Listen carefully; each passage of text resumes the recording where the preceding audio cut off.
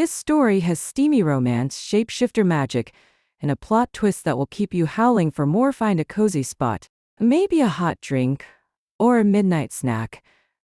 And if you're falling asleep to my voice, let's dive into this adventure. Welcome to subscribe. Thank you. Chapter 1: Alpha's Burden. The forest floor cushioned his paws as Dominic Blackwood raced through the mist-shrouded pines of his territory. In wolf form, he was a massive creature, with midnight, black fur, and amber eyes that gleamed with primal intelligence. The morning dew clung to his coat as he patrolled the northeastern boundary of Crimson Ridge Hecklands, his muscles bunching and stretching with fluid power. Beneath his thick pelt, these dawn runs were his only true peace. As Alpha, his days were consumed with pack politics, business dealings that kept their territory financially secure, and the endless responsibility of keeping the 43 werewolves safe and thriving. But in these quiet hours, with only the sounds of the forest and his own rhythmic breathing, Dominic could pretend he wasn't slowly suffocating. Under the weight of it all, his wolf reveled in the freedom, and for once they were in perfect agreement. Faster, farther, free. A sudden shift in the air made him skid to a halt, claws digging into soft earth. His nostrils flared as he caught a scent that sent the spike of adrenaline through his system. A familiar female, unwelcome Tracy, his wolf's snarled hackles rising along his spine. After 3 years, the scent of his ex-mate shouldn't affect him. This way, but the betrayal ran bone deep. Dominic circled a massive oak tree, scented the air again. She was close to be a coincidence. And she wasn't alone. Whoa! Threat, his wolf warned unnecessarily rival. With a low growl rumbling in his chest, Dominic trotted to the hollow. Lightning struck pine, where he'd stashed clothes earlier. The shift from wolf to man was never pleasant. He'd endured worse pain. Bones cracked and reformed fur receded into skin, and his spine straightened with a series of sharp pops. The transition took less than 30 seconds, quicker than most alphas could manage, but it still left him momentarily vulnerable. Dominic drew in a deep breath through now human lungs as he pulled on faded jeans and a black Henley. The shirt clung to his still damp skin, but he barely noticed the discomfort. His attention remained fixed on the approaching scent that grew stronger with each passing second. His wolf paced restlessly beneath his skin. She betrayed us, challenged us, left us unaware, Dominic muttered, running a hand through his damp hair. It doesn't mean I can avoid her. He stepped from behind the pine, just as Tracy Hayden emerged from the morning mist. Looking every bit as coldly beautiful as the day she'd walked out of his life. Her platinum blonde hair was styled in a sleek bob, half-framed high cheekbones and ice blue eyes. She wore hiking boots that probably cost more than most people's monthly Fenton designer jeans that hugged her athletic frame. The casual outfit couldn't disguise the predator beneath. It was the second scent, clinging to her skin, that made Dominic's canines lengthen reflexively. Another alpha, specifically Vince Geller, leader of the Eastern Valley Pack. Their nearest rivals. Tracy's perfectly glossed lips curved into a smile that didn't reach her eyes. Dominic, how convenient finding you out here all alone. On my territory, he reminded her, voice deceptively soft. Only someone who knew him well would recognize the dangerous edge beneath the calm. Without permission or announcement, she waved a manicured hand dismissively. I thought we were beyond such formalities. We're beyond a lot of things. Tracy, why are you here? His wolf pushed against his control, demanding to be let loose. Dominic forced it down, maintaining the delicate balance that had taken years to perfect. Alphas who couldn't control their wolves didn't remain alphas for long. Tracy took a step closer, and he caught the deliberate way. She allowed her scent to drift toward him, along with the unmistakable marker of Keller's claim on her. The message couldn't be clearer. She'd shouted it. The Eastern Valley Pack is hosting the regional council next month, she said. studying his face for a reaction. Finn sent invitations to all neighboring alphas. I volunteered to deliver yours personally. Dominic didn't move. Didn't give her the satisfaction of seeing him retreat. Even an inch from her proximity. How considerate. Ale is so unreliable these days. Her laugh was brittle. Still hiding behind sarcasm when you're uncomfortable. Some things never change. Threat, challenge, fight. His Wolf's assessment pounded in his head. But Dominic kept his expression neutral. What really brings you to my territory, Tracy? They doubt Keller sent his new mate to deliver a message. He could have emailed. Something flickered in her eyes. Annoyance, perhaps, before she composed herself. Observant as always, fine. I came to see if the rumors were true.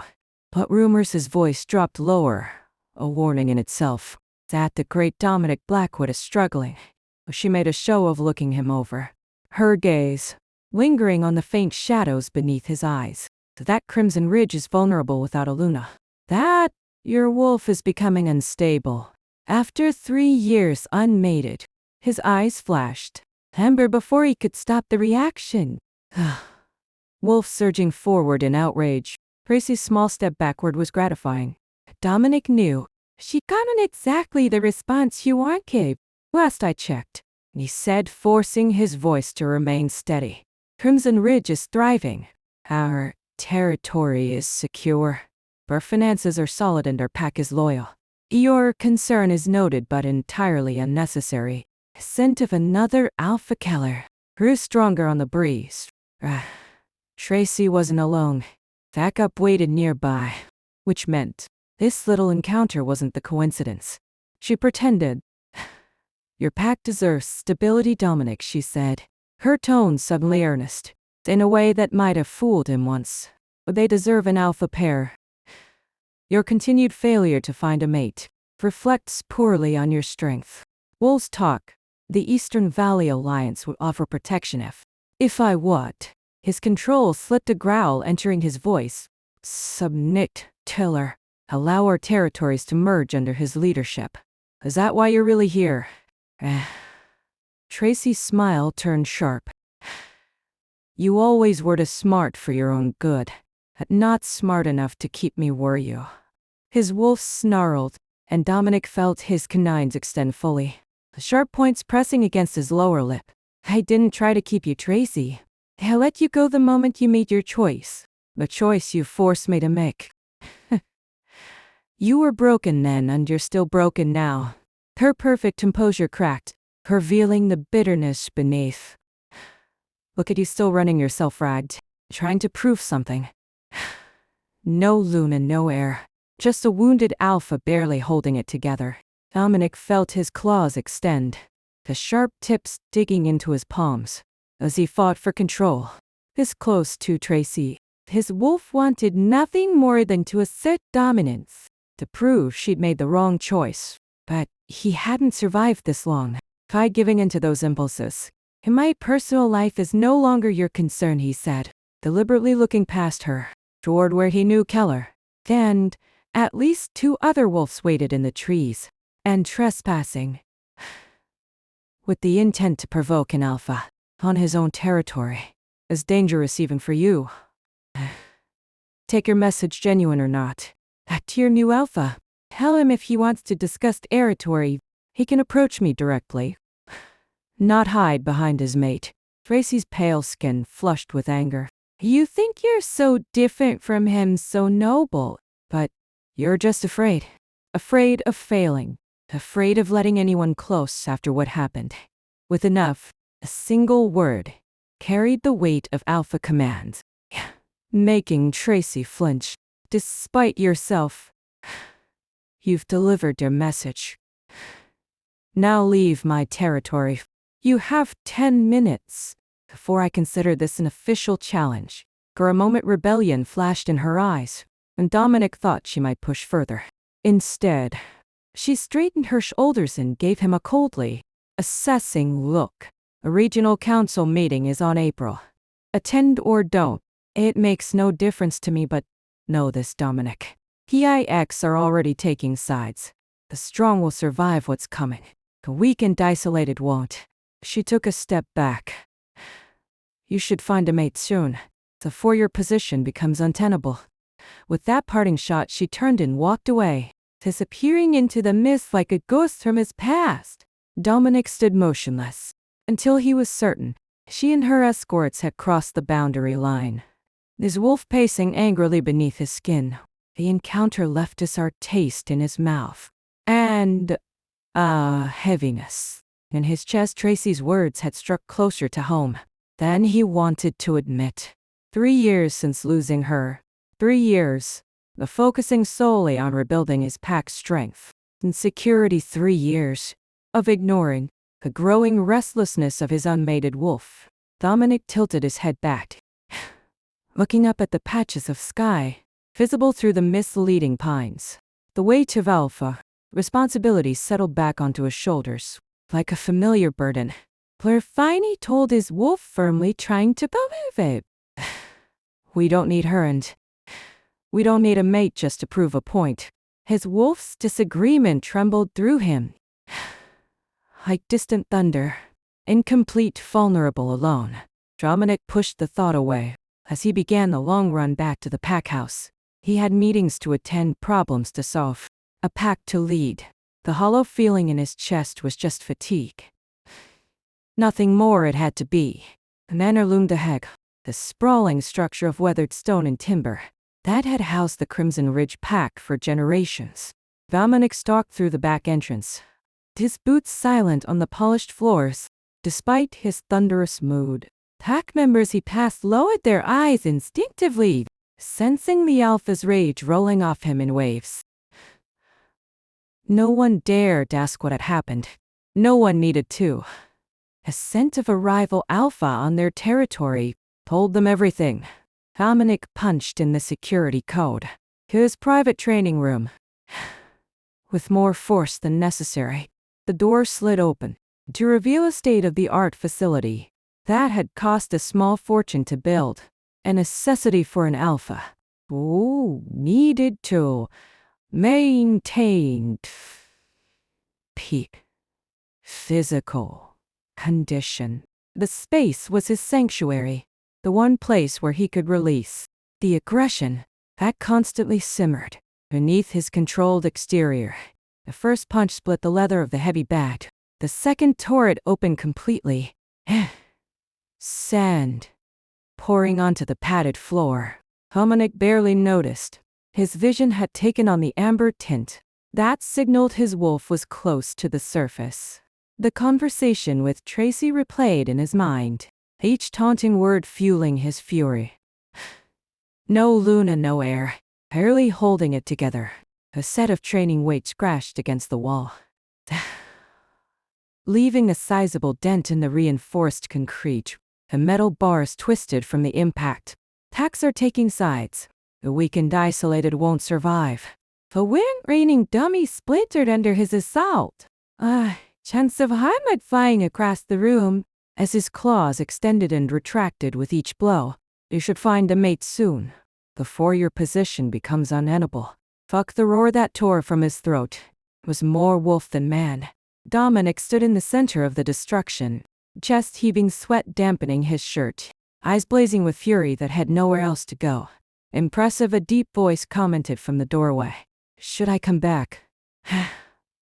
When there's something left to destroy. Or have you gotten it out of your system? Dominic turned to see Jaime Andrews, leaning against the door frame, arms crossed over his broad chest. His beta's expression was neutral, but concern showed in his dark eyes. Not in the mood, Jamie, Dominic growled, flexing his hands as his claws reluctantly retracted. Jamie raised an eyebrow, surveying the damage. Clearly, he stepped into the room, kicking aside a chunk of debris. Tracy's visit went well then. Dominic grabbed a towel and wiped his face, using the moment to regain his composure. She's made it to hints. Heller now came to deliver an invitation to a regional council meeting next month. He met Jaime's Gazen to assess our weaknesses. Oh, shit. Jamie ran a hand over his close-cropped hair.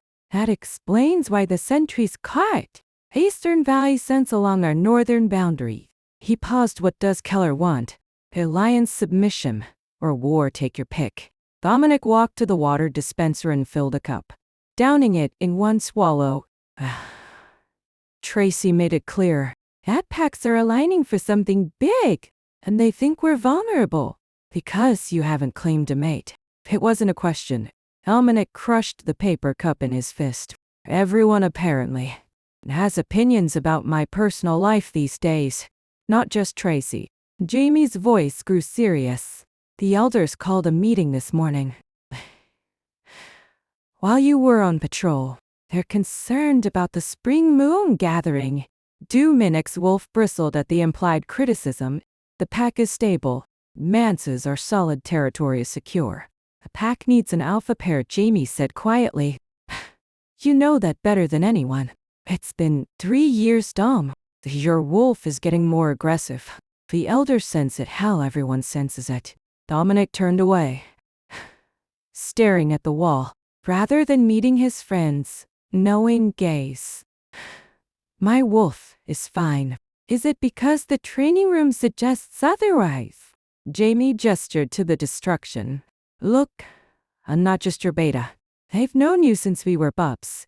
Your wolf is lonely man, and with Easter coming up, don't start, Dominic warned. After the spring moon gathering is in 2 weeks.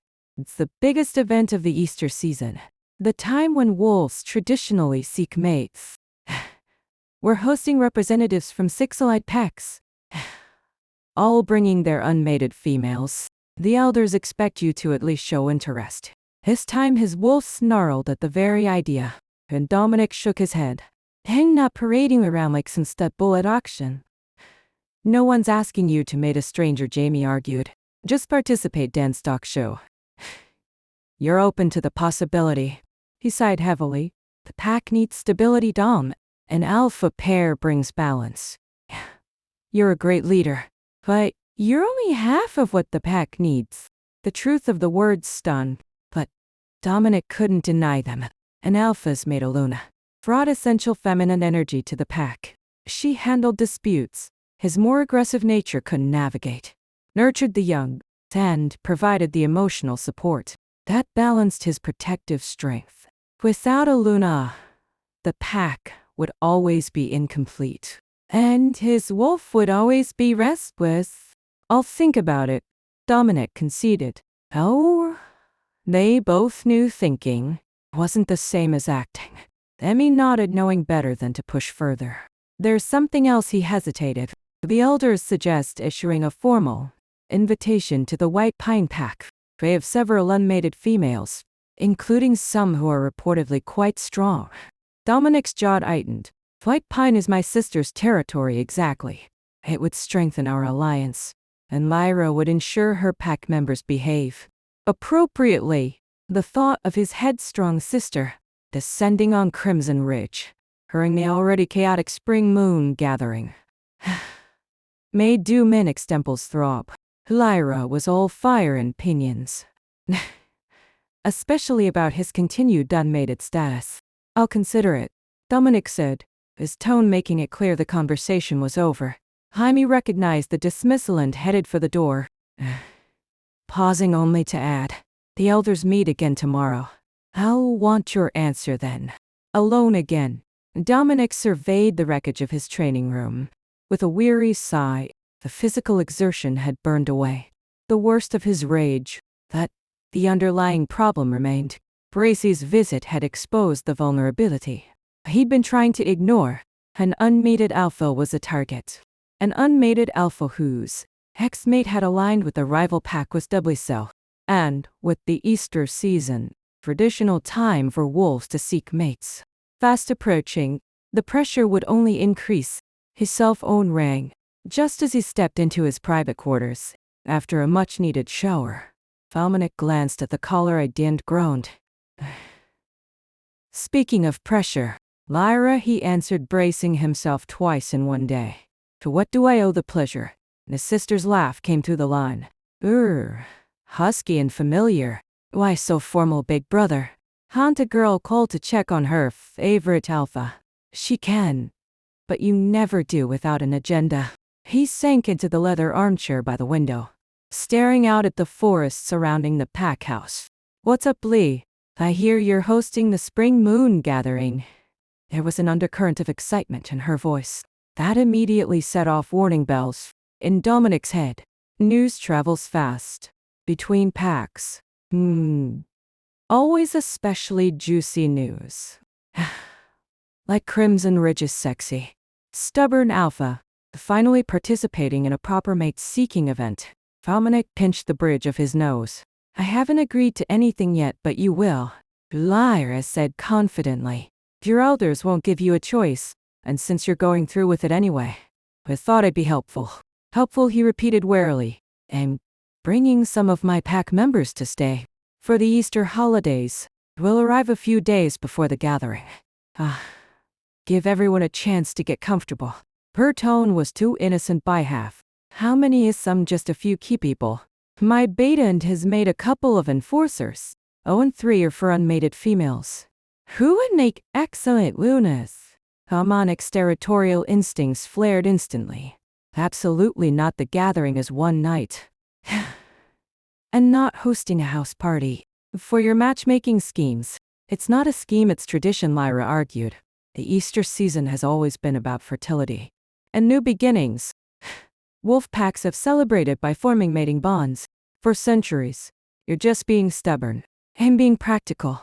The pack house is already preparing for guests from 6 allied packs. For the gathering, we don't have space, Lyre. That mansion has 12 guest suites, and I know for a fact that the east wing is empty. Besides, I've already told everyone they're invited. I wouldn't want me to lose face with my pack. Would you? The manipulation was so transparent. It was almost admirable. Dominic's grip tightened on his phone.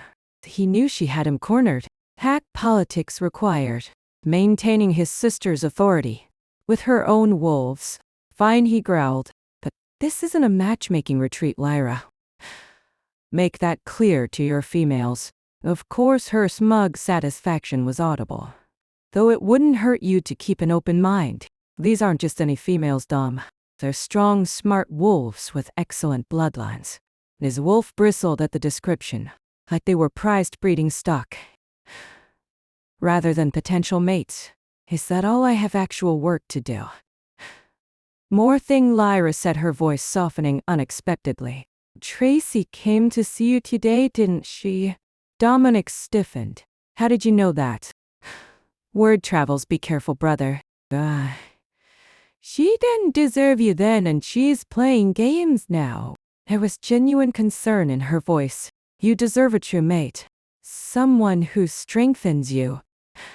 Not someone who exploits your weaknesses. The sincerity caught him off guard. I can handle Tracy, I know you can. That you shouldn't have to handle anything alone. Not anymore, she paused. I'll see you next week. Try not to break any more training equipment. Before then, the call ended, leaving Dominic staring at his phone. Equal parts irritated and touched by his sister's concern. How she'd heard about Tracy's visit,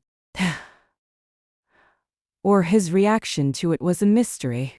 Though, that gossip moved faster than any digital network. He moved to the large bay window, watching as the moon rose over the forest, a silver crescent that would grow fuller each night.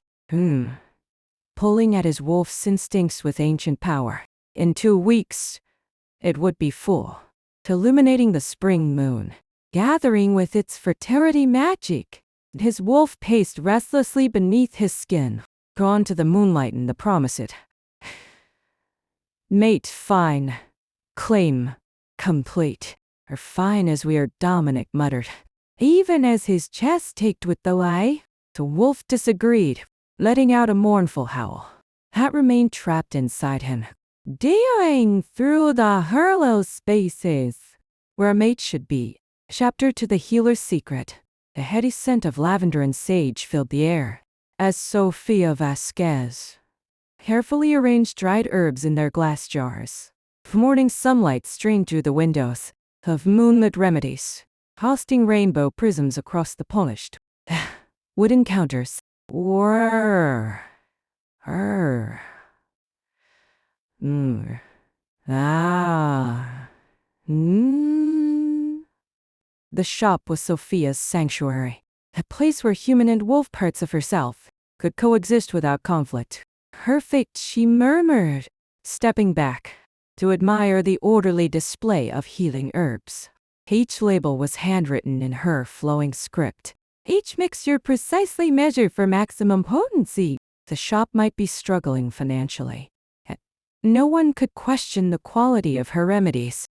Her wolf stirred restlessly beneath her skin, responding to her moment of pride. With a pleased rumble, "Our safe place home." "Yes," she whispered in agreement, "home." And like most werewolves, Sophia's inner wolf rarely pushed for dominance.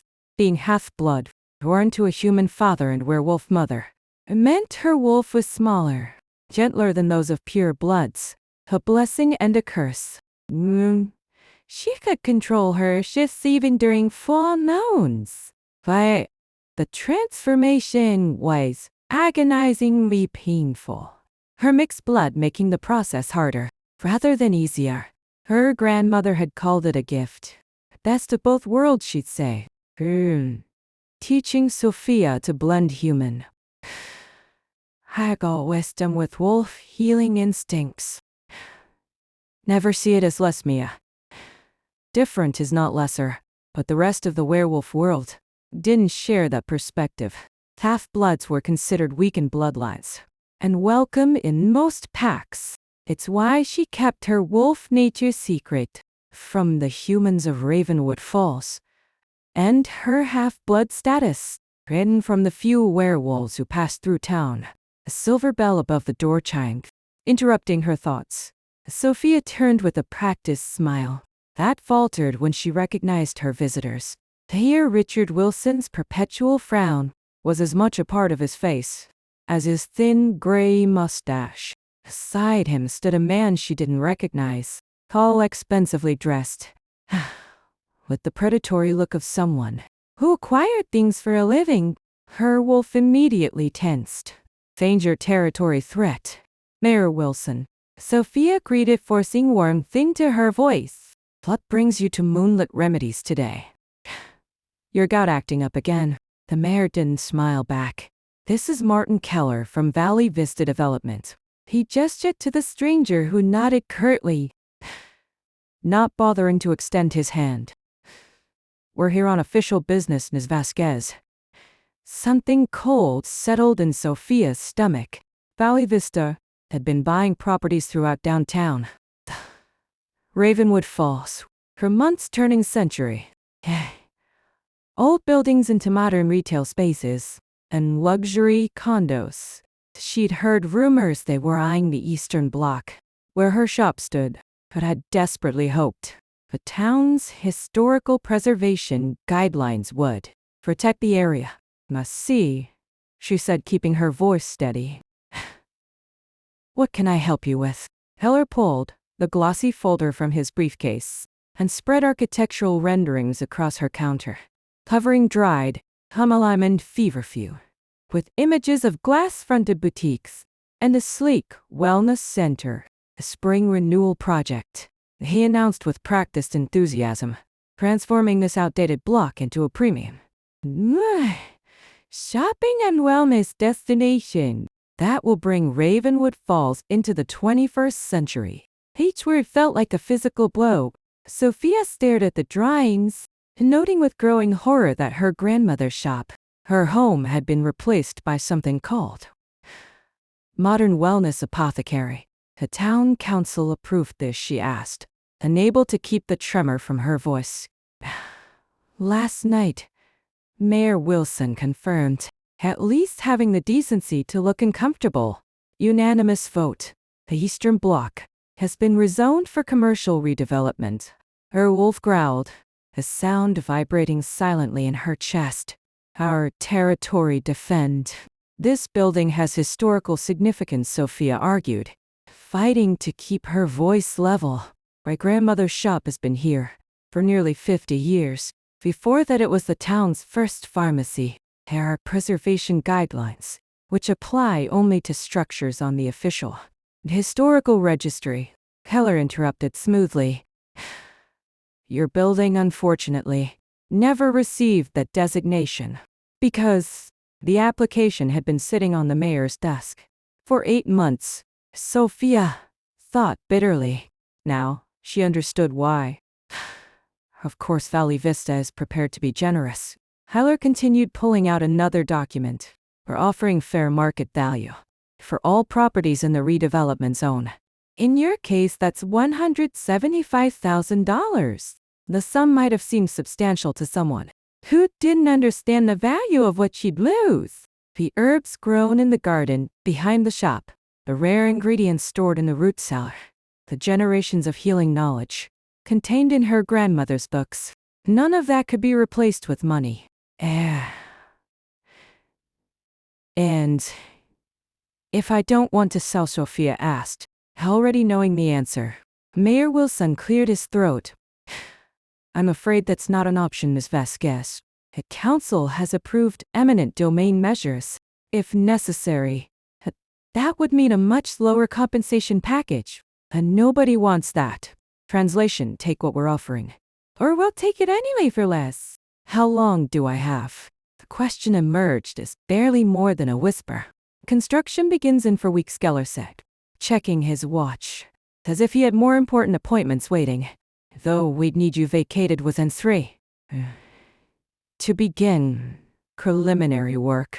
For weeks, Sophia's hands trembled slightly as she traced the edge of her grandmother's counter. There must be some alternative. Keller's expression shifted, showing the first hint of genuine emotion. In patience, the development is proceeding, Ms. Vasquez. The contracts are signed. The only alternative would be if you had $50,000 for the historical building conversion fee, which would require Valley Vista to preserve the original facade and certain interior elements while repurpose swapping the space. He smirked, but given the modest nature of your business, he assumed that's not realistic. The condescension in his tone made her wolf snarl. Sophia felt her canines lengthen slightly before she forced them back with a deep breath. I'll need to review this with my lawyer, she said, gathering the documents. Without looking at them further, the lie came easily. She couldn't afford a lawyer. But they didn't need to know that, of course, Mayor Wilson said, clearly relieved the conversation was ending. But the timeline stands. For weeks, Miss Vasquez, I suggest you start packing up those herbs. He gestured vaguely at her carefully arranged inventory, clearly not understanding or caring about their value. As they turned to leave, Keller paused at the door. And the modern wellness apothecary will be looking for staff with authentic local flavor. If you're interested in employment, I could put in a word. Why's smile didn't reach his eyes. The pay would probably be better then. He glanced around dismissively. The bell chimed again as the door closed behind them.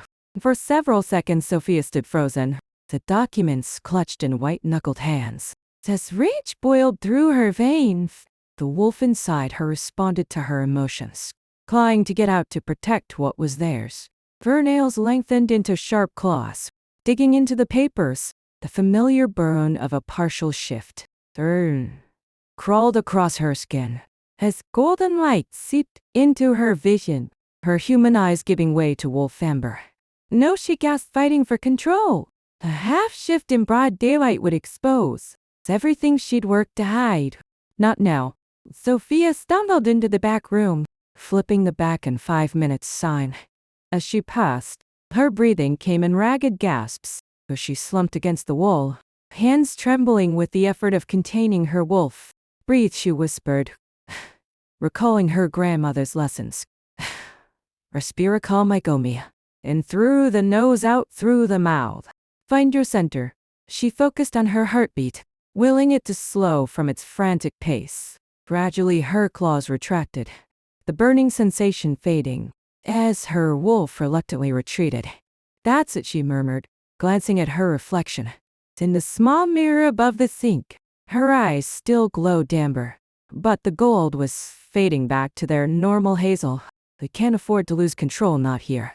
Her wolf whinnied unhappily. Home threatened pack gone alone. I know, Sophia whispered, the familiar ache of loss tightening her chest. Her mother's pack had rejected her. After her parents' death, unwilling to raise a half-blood cub. Only her grandmother had wanted her, had loved both her human and wolf aspects. With equal devotion. Her grandmother was gone too, and their sanctuary was being taken away. The ringtone of her phone cut through her. Miguel's ringtone, the familiar notes of her cousin's favorite song, wiping away tears she hadn't realized she'd shed. Sophia drew a steadying breath and answered. Abram, oh, not a great time, Sophia. Thank God you answered.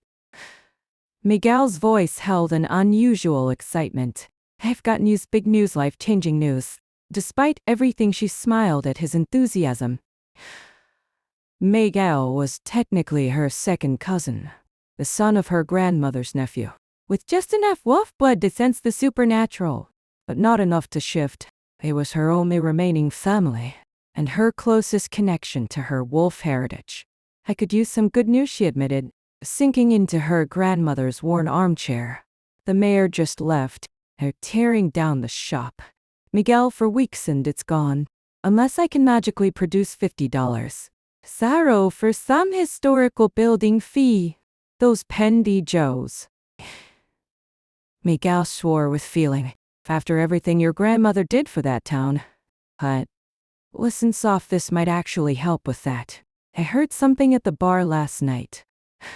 Miguel tended bar at the Howl, the only establishment in Ravenwood Falls that subtly catered to passing supernatural clientele. He was her eyes and ears to the werewolf world. She kept her distance from. What kind of something, she asked warily. A job, a really well-paid job. For someone with your exact skills. The excitement in his voice grew. There's a pack north of town, the Crimson Ridge Pack. Really powerful old money. Their healer has been called away suddenly, and they need a replacement. Like yesterday. Sophia's heart skipped nervously. A pack. Miguel, you know I can't. Hear me out, he interrupted. I'm specifically looking for a human healer with herbal knowledge. The Alpha's sister is bringing some important pack members for the Easter holidays, and they need someone who can handle both traditional remedies and modern medicine. 3 weeks works off, and they're offering $15,000 plus room and board. 15,000, Sophia repeated, stunned. That was nearly a third of what she needed. To save the shop cash, Miguel confirmed. Tax-free, and if you impress them, who knows? Rich packs like that have connections. Maybe they become regular clients. Refer their wealthy friends. Hope flickered dangerously in her chest, before caution extinguished it. Miguel, they're werewolves. Pure bloods. If they discovered I'm half-blind, they won't, he insisted. Your control is perfect. You've hidden your wolf from an entire town for years. Besides, they're specifically asking for a human healer. So they're not going to be suspicious of you. Not being wolf enough. It's too risky, she argued, but with less conviction. Her wolf, usually so quiet, suddenly pushed forward with surprising strength. Go try and eat home. The internal response shocked her. Her wolf rarely offered opinions on human matters, preferring to remain dormant, except during full moons or moments of extreme stress. I've already put your name forward, Miguel admitted sheepishly. The Alpha's Beta is expecting your call. They're interviewing candidates today. You did. What? Sophia straightened in alarm. Miguel, you had no right. No, I had every right. As the only family who gives a damn about what happens to you. He shot back with uncharacteristic force. Your grandmother didn't preserve those healing traditions for 3 generations, just to have them bulldoze for some luxury condos. You need money fast. This job is your best shot. Sophia felt silent, knowing he was right. Even working double shifts at the shop, she'd never make $50,000 in for weeks. The healing profession cat had sustained her family for generations, simply wasn't valued in the modern world, except apparently by wealthy werewolf packs. Her wolf pressed against her consciousness again. Go try survive. What's the alpha's name, she asked. Finally Miguel's relief was audible. Dominic Blackwood. Apparently he's fair but tough. Hold bloodline. The beta you'd call is Jamie Andrews. Sophia moved to her grandmother's ancient desk, pulling out a notepad. Give me the number, and Miguel if this goes wrong. You're the one explaining to my ghost why I got torn apart by pure bloods. From a queen he teased his normal good humor returning. It's gonna work out, Prina. Your grandmother always said. You were meant for bigger things than Ravenwood Falls. She wrote down the contact information. Sophia wasn't sure. The fluttering in her stomach was terror, or anticipation. Hiding among humans was one thing. Actively deceiving a pack of pure bloods, especially an alpha, was playing with fire. And yet, what choice did she have?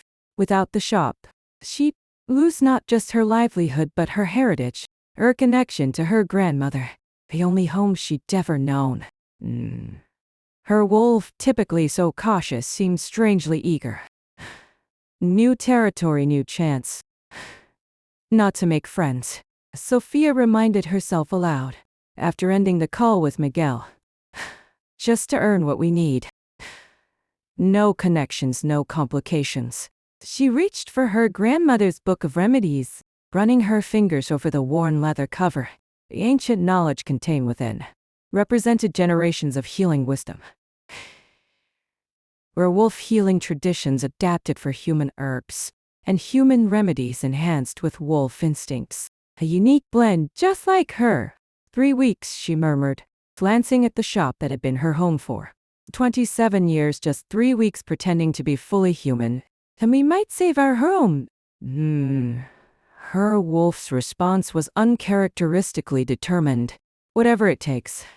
Sophia nodded in agreement, reaching for her phone to call the number Miguel had given her. What she didn't recognize, couldn't possibly know, was that the unusual assertiveness of her normally docile wolf was the first sign that something life-changing awaited her at Crimson Ridge. Chapter 3. First Encounters. The battered, blue pickup struggled up the steep mountain road, its engine protesting, as Sophia guided it around yet another hairpin turn. Ravenwood Falls had disappeared from her rearview mirror.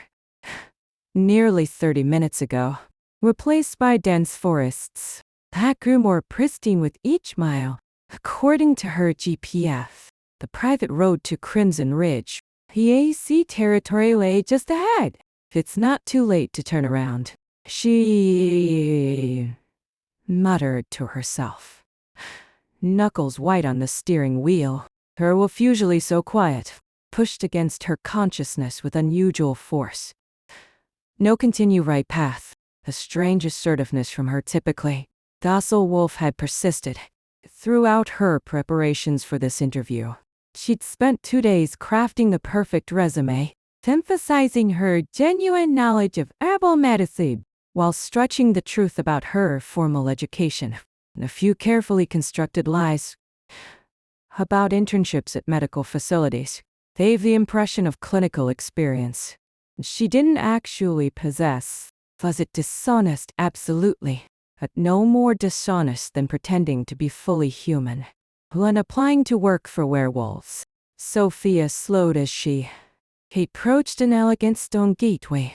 No gate barred the entrance, but she didn't need physical barriers to recognize the territorial boundary.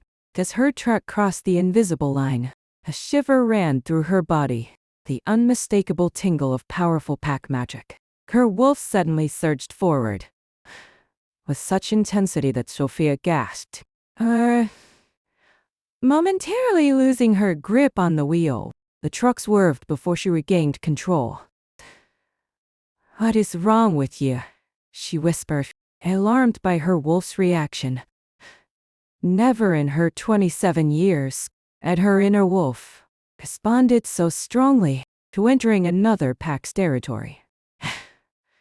Typically, her wolf cowered when near pure bloods, instinctively hiding its half-blood nature. Strong, safe home. The response made no sense. This place wasn't home. It was potentially dangerous. Yet her wolf seemed almost eager. Sophia drew a deep breath, reinforcing her mental barriers. After her careful preparations, her ascent should read as purely human to any werewolf she encountered. Her grandmother's special blend of herbs, wolfbane with hazel and other secret ingredients, effectively masked the wolf part of her nature. When applied properly, she bathed in the mixture that morning and dabbed the concentrated essence behind her ears and at her pulse points as she drove deeper into Crimson Ridge territory. Sophia couldn't shake the feeling of being watched. She spotted a man pruning shrubs near a decorative pond. His movement, too graceful and alert for a mere gardener. Another groundskeeper spoke into what appeared to be a walkie-talkie. As she passed, attacked sentries without question, disguised to appear human to outsiders, but positioned strategically to monitor all approaches to their alpha's home. She noticed how they subtly lifted their faces as her ruck passed, scented the air. Their expressions revealed nothing. But Sophia's heart hammered anyway. Had her herbal mask failed? Were they already alerting their alpha to an intruder? No alarms sounded. No wolves burst from the trees to surround her vehicle. Her deception appeared to be holding. The narrow road opened suddenly into a circular drive, and Sophia's breath caught at the sight before her.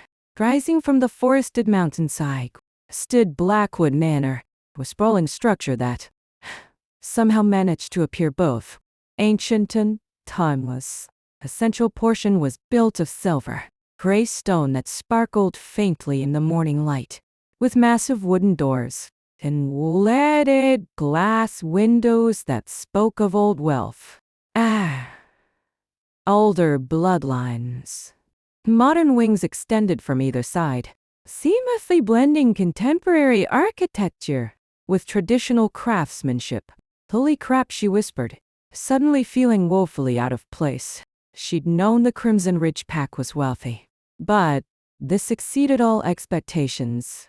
The manor looked like it belonged in a fairy tale, one where princesses got eaten by wolves.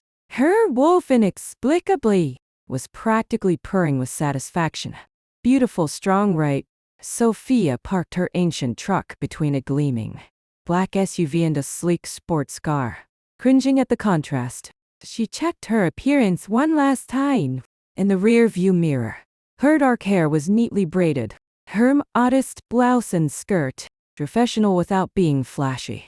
The small vial of herbal concentrate sat in her purse, the emergency reinforcement for her scent mask if needed.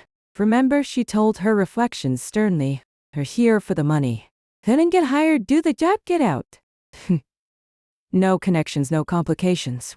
Her wolf's only response was an almost smug silence. Taking a deep breath, Sophia grabbed her leather portfolio, containing her resume and references, along with a small sampling of her healing herbs, arranged in a presentation case. She stepped out of the truck, squared her shoulders, and approached the massive front doors. Before she could knock, the door swung open. A human woman in her 50s, dressed in a simple but elegant housekeeper's uniform, greeted her with a professional smile. "Ms. Vasquez, I presume I'm Mrs. Fletcher, the house manager." "You're right on time, please come in." Sophia stepped into an entrance hall, the soaring ceilings and warm wood paneling. This space should have felt intimidating. I was somehow welcoming instead, with comfortable furnishings and the pleasant scent of beeswax and cedar. "Thank you for seeing me on such short notice," Sophia said, offering her hand. The woman shook it firmly. Not at all, were in quite urgent need of a healer. Her regular doctor was called away, unexpectedly, to handle a family emergency. Mrs. Fletcher, clearly human to Sophia's relief, led her through a wide corridor. Mr. Andrews, our head of security, conducted your preliminary background check yesterday. He was quite impressed with your references. Sophia nodded, guilt flickering briefly. Those references included Miguel's girlfriend, posing as the administrator of a medical clinic that didn't exist. They arrived at what appeared to be a study. Walls lined with bookshelves, a massive desk, positioned before floor-to-ceiling windows that overlooked the forested mountains. Mr. Blackwood will be with you shortly. Would you care for tea or water while you wait? Water would be lovely, thank you. Sophia's mouth had gone dry with nerves. Left alone, she fought the urge to pace, instead perching on the edge of a leather armchair. Her wolf, typically a background presence, remained unusually alert, almost vibrating with anticipation. "So I just gotten into you," she questioned silently. "Or in another alpha's territory. You should be cautious, not excited." Wolf offered no explanation, but its hackles rose suddenly, seconds before Sophia heard footsteps approaching. Heavy measured steps. A predator who didn't bother to conceal his approach. Sophia stood, smoothing non-existent wrinkles from her skirt, and reinforced her mental barriers. She was a professional human herbalist, here for a job interview. Nothing more. The door opened. Dominic Blackwood filled the doorframe with his presence before he even stepped into the room. Tall and powerfully built, he moved with the fluid grace of an apex predator, confident in his absolute dominance of his territory.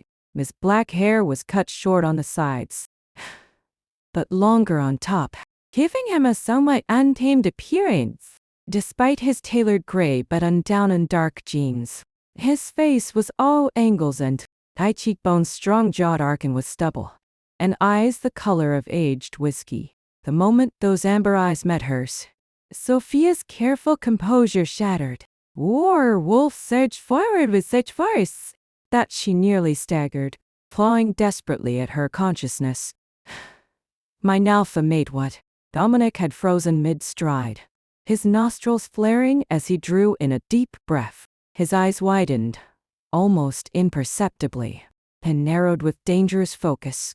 Sophia fought for control, forcing her wolf down. With every ounce of discipline she possessed, a single slip, glowing eyes, extended canines would expose her instantly.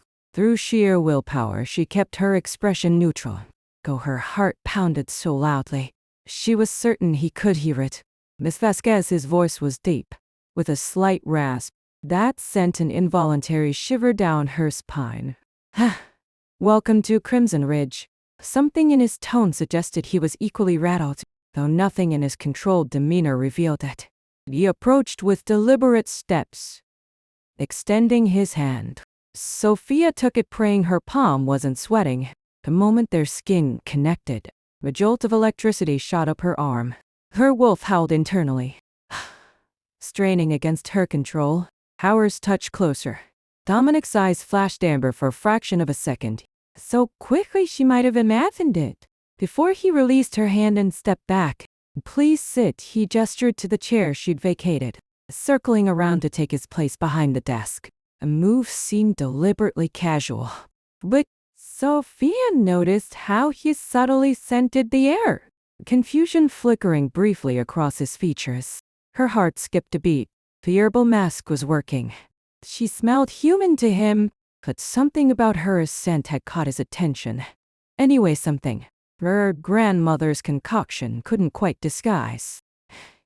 "Your resume is impressive," he said, glancing down at the folder open before him.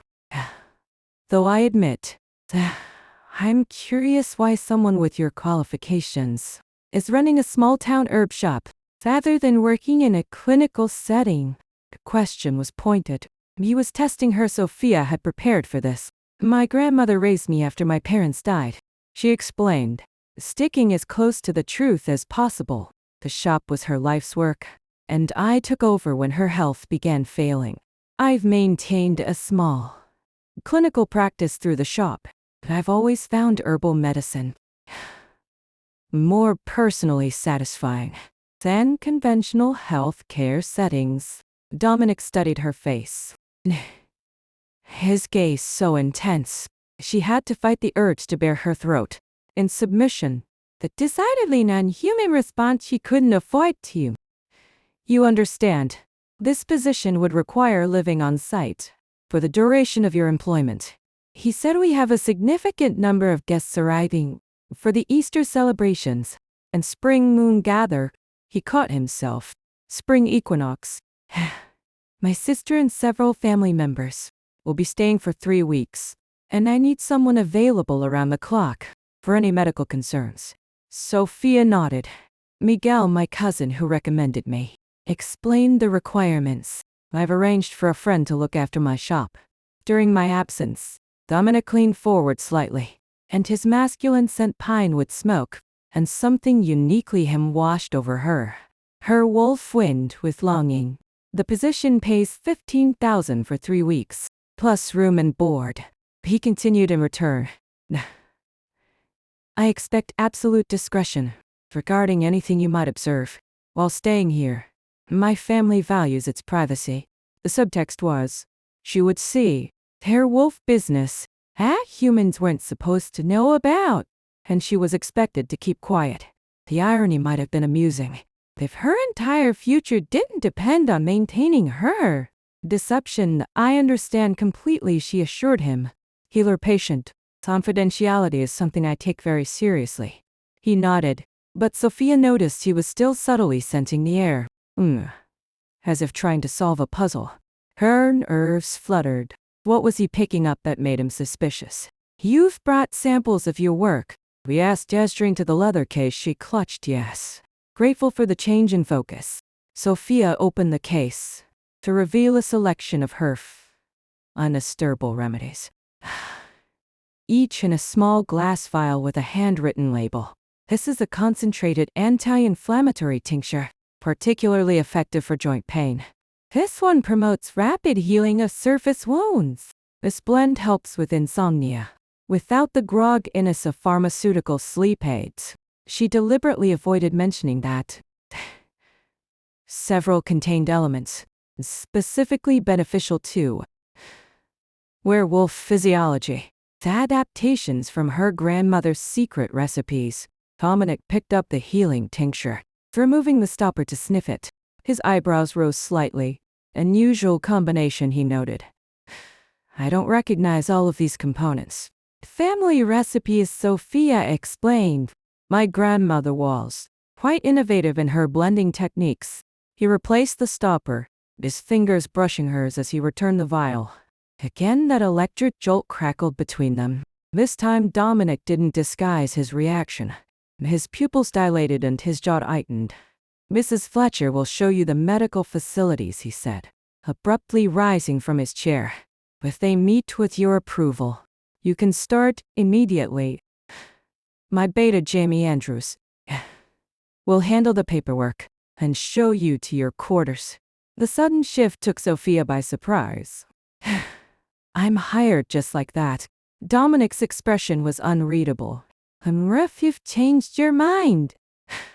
No, I haven't. She gathered her things, aware of his eyes tracking her every movement. Thank you for the opportunity, Mr. Blackwood. Dominic, he corrected, his voice rougher than before. We don't stand on formality here at Crimson Ridge. He moved toward the door, then paused, turning back with a slight frown. One more thing, Miss Vasquez. Sophia, she interjected, then flushed at her boldness. The corner of his mouth twitched, almost a smile. Sophia. What is that scent you're wearing? It's distinctive. Her heart stuttered. Just a perfume. My grandmother's blend. Is it problematic? I can avoid wearing it if it's too strong. Dominic shook his head slowly. No, it's fine, just unusual. His eyes met hers with that same intense focus. Welcome to Crimson Ridge, Sophia. as he opened the door for her, allowing her to precede him into the hallway. His voice dropped to a near whisper. I think your time here is going to be interesting. Her wolf, still pressing eagerly against her consciousness, seemed to purr in agreement. Home found ours. Sophia swallowed hard, wondering what she'd gotten herself into, because, while Dominic might not be able to identify her as half-blood through her herbal mask, something about her that definitely caught the alpha's attention, and her wolf's unprecedented reaction to him frightened her far more than the prospect of discovery, because for the first time in her life, her wolf wanted to be found. The interview, Dominic settled back in his leather chair, file open before him, but his attention remained fixed on the woman. Across the desk, something about Sofia Vasquez didn't add up. Her centred is human. Yet, his wolf was reacting as if she were something more. Something important. In his third eye for years, he'd never experienced anything like the jolt that had passed through him. When their eyes first met, your resume mentions specialized training in traditional medicine, he said, tapping a finger on the document. Tell me more about that. Sophia sat with perfect posture, hands folded neatly in her lap, the image of professional composure. Only the slight acceleration of her pulse, detectable to his enhanced hearing, betrayed her nervousness. My grandmother was my primary teacher, she explained. She combined modern understanding of biochemistry with traditional herbal applications. I did a 2-year apprenticeship with her, followed by formal coursework in pharmacology at Western State College, Dominic noted. She maintained steady eye contact as she spoke. Not challenging, but not submissive either. Most humans instinctively averted their eyes when speaking to an alpha, some primal part of them recognizing the predator, even without conscious awareness. And your experience with traumatic injuries, he pressed, watching for any sign of deception.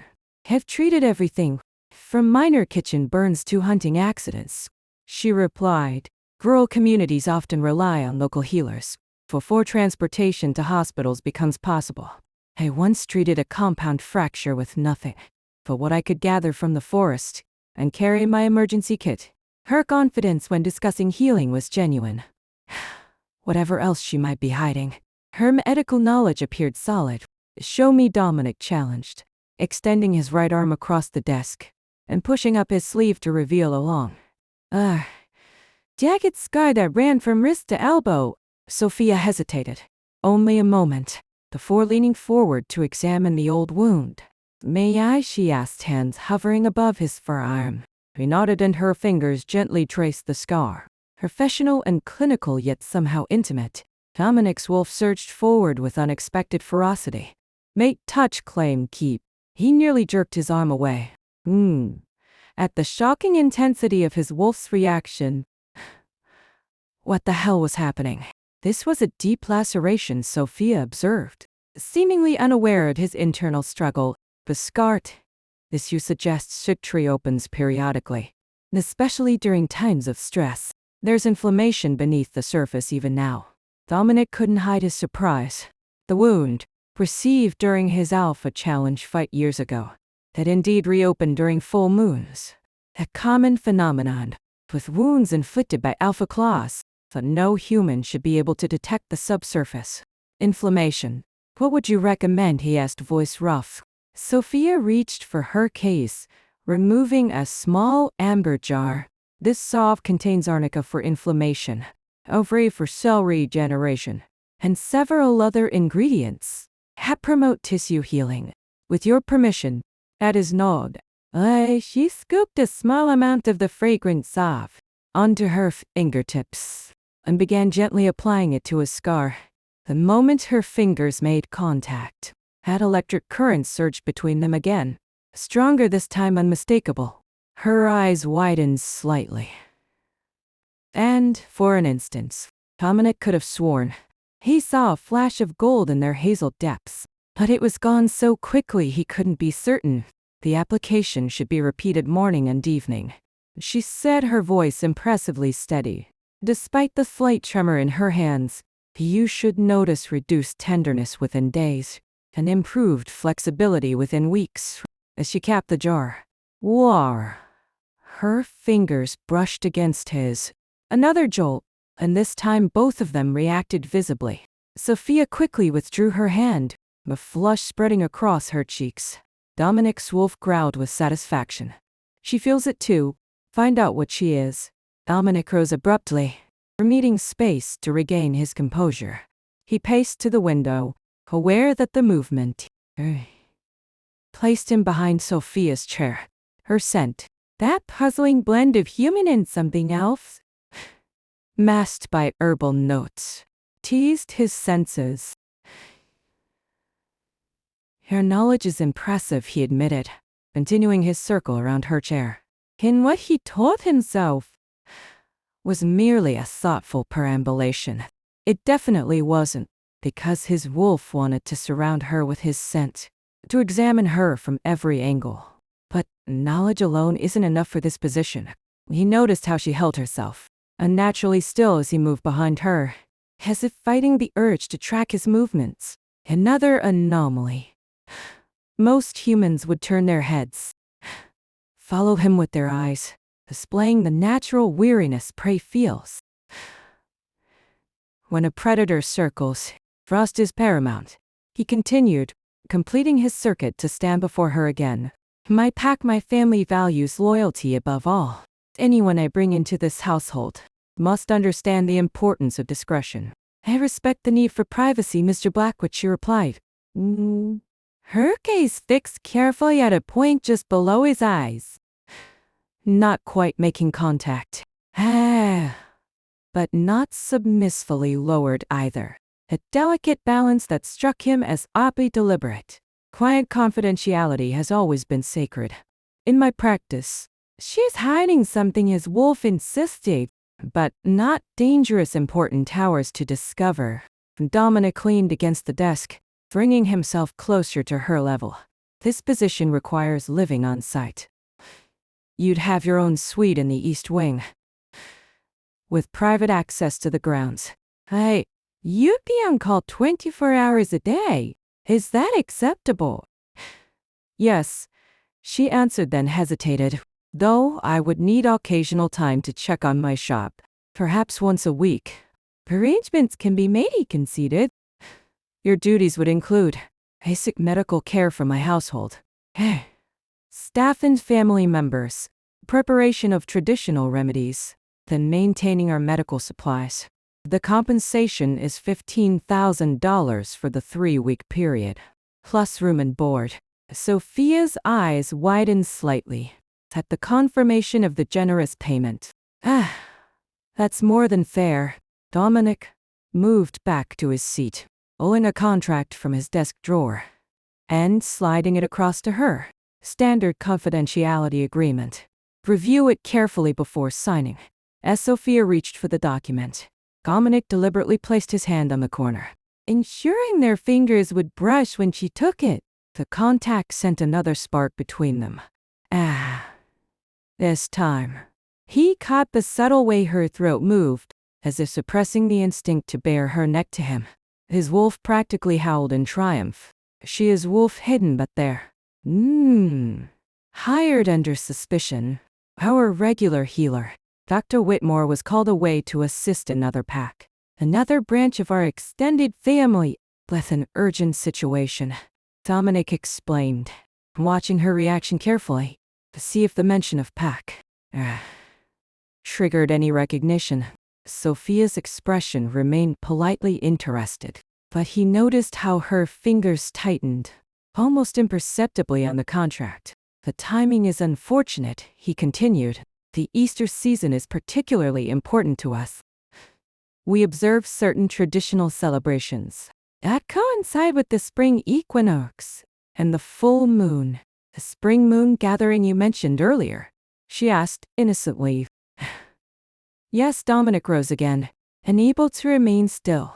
With his wolf so agitated beneath his skin, he began another slow circuit around her chair, ostensibly examining a bookshelf. My sister Lyra will be arriving with several important members of her pack. Her branch of the family, he corrected himself. She's bringing potential business partners who will be staying for the duration of the Easter holidays. This time he deliberately stepped closer to her chair as he passed behind it, catching the way her pulse jumped at his proximity. Most humans wouldn't have noticed his subtle scenting of her, but she seemed hyper-aware of his movements. I assumed some of these guests might have medical needs. As well, she asked, her voice impressively steady. Possibly many will participate in rather vigorous traditional activities. Minor injuries aren't uncommon. He completed his circle, coming to stand directly before her. The spring moon celebrations are ancient rituals involving contests of strength and endurance. Some guests may require your expertise, with muscle strains and the occasional laceration. Sophia nodded, still reviewing the contract with careful attention. His style seemed straightforward. When would you need me to start? Immediately, Almanac stated, not bothering to soften the demand. Today, if possible. Her eyes lifted to his in surprise. Today? But my things. Send for them, he interrupted. I can have someone retrieve whatever you need from your home. My sister arrives tomorrow, and I need you settled before then. A request was unusual, possibly even unreasonable. Dominic's wolf wouldn't accept any alternative. It demanded she remain near where he could solve the mystery she presented. Keep close, protect, learn. Sophia's brow furrowed slightly, but she nodded. I can make that work. I'll need to call my cousin to arrange for my shop. I brought an overnight bag, expecting the possibility of an immediate start. Practical, Dominic noted approvingly. You'll find that quality valued here. She signed the contract with a steady hand, then passed it back to him. Once again their fingers brushed, and that now familiar current passed between them. This time, Dominic caught a clear flash of gold in her eyes, before she quickly blinked it away. His suspicions solidified. Sophia Vasquez was not entirely human. Despite the carefully crafted appearance in the herbal scent mac she wore, what exactly she was hiding he couldn't yet determine. But his wolf was certain of one. She belonged here. Welcome to Crimson Ridge, Sophia, he said, offering his hand to seal their agreement. He hesitated only briefly before placing her smaller hand in his. The connection between them pulsed warm and insistent, and Dominic allowed himself to hold on a moment longer than strictly professional. Thank you for this opportunity, she replied, finally pulling her hand away with obvious reluctance. I'll have Jamie show you to your quarters and give you a tour of the medical facilities. Dominic pressed the intercom on his desk. Mrs. Fletcher, please ask Jamie to come to my study and escort Miss Vasquez.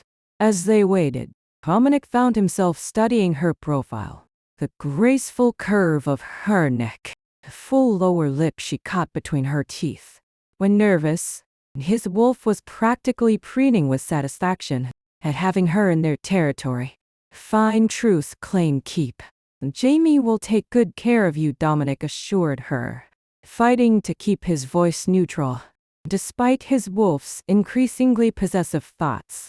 If you need anything at all, don't hesitate to ask him or me, he added, surprised by his own offer.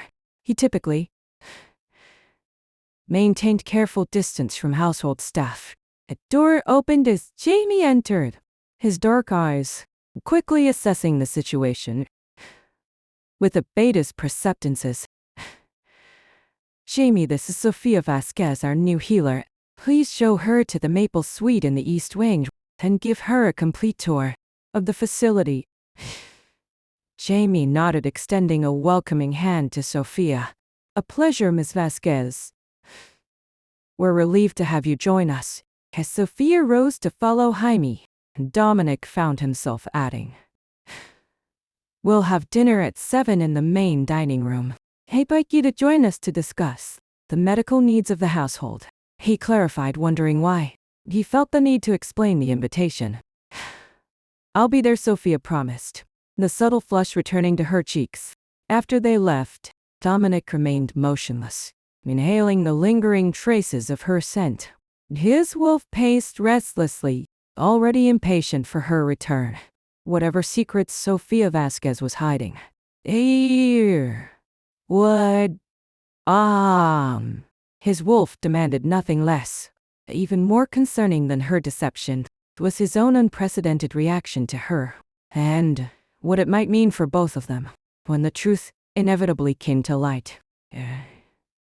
Chapter for New Territory.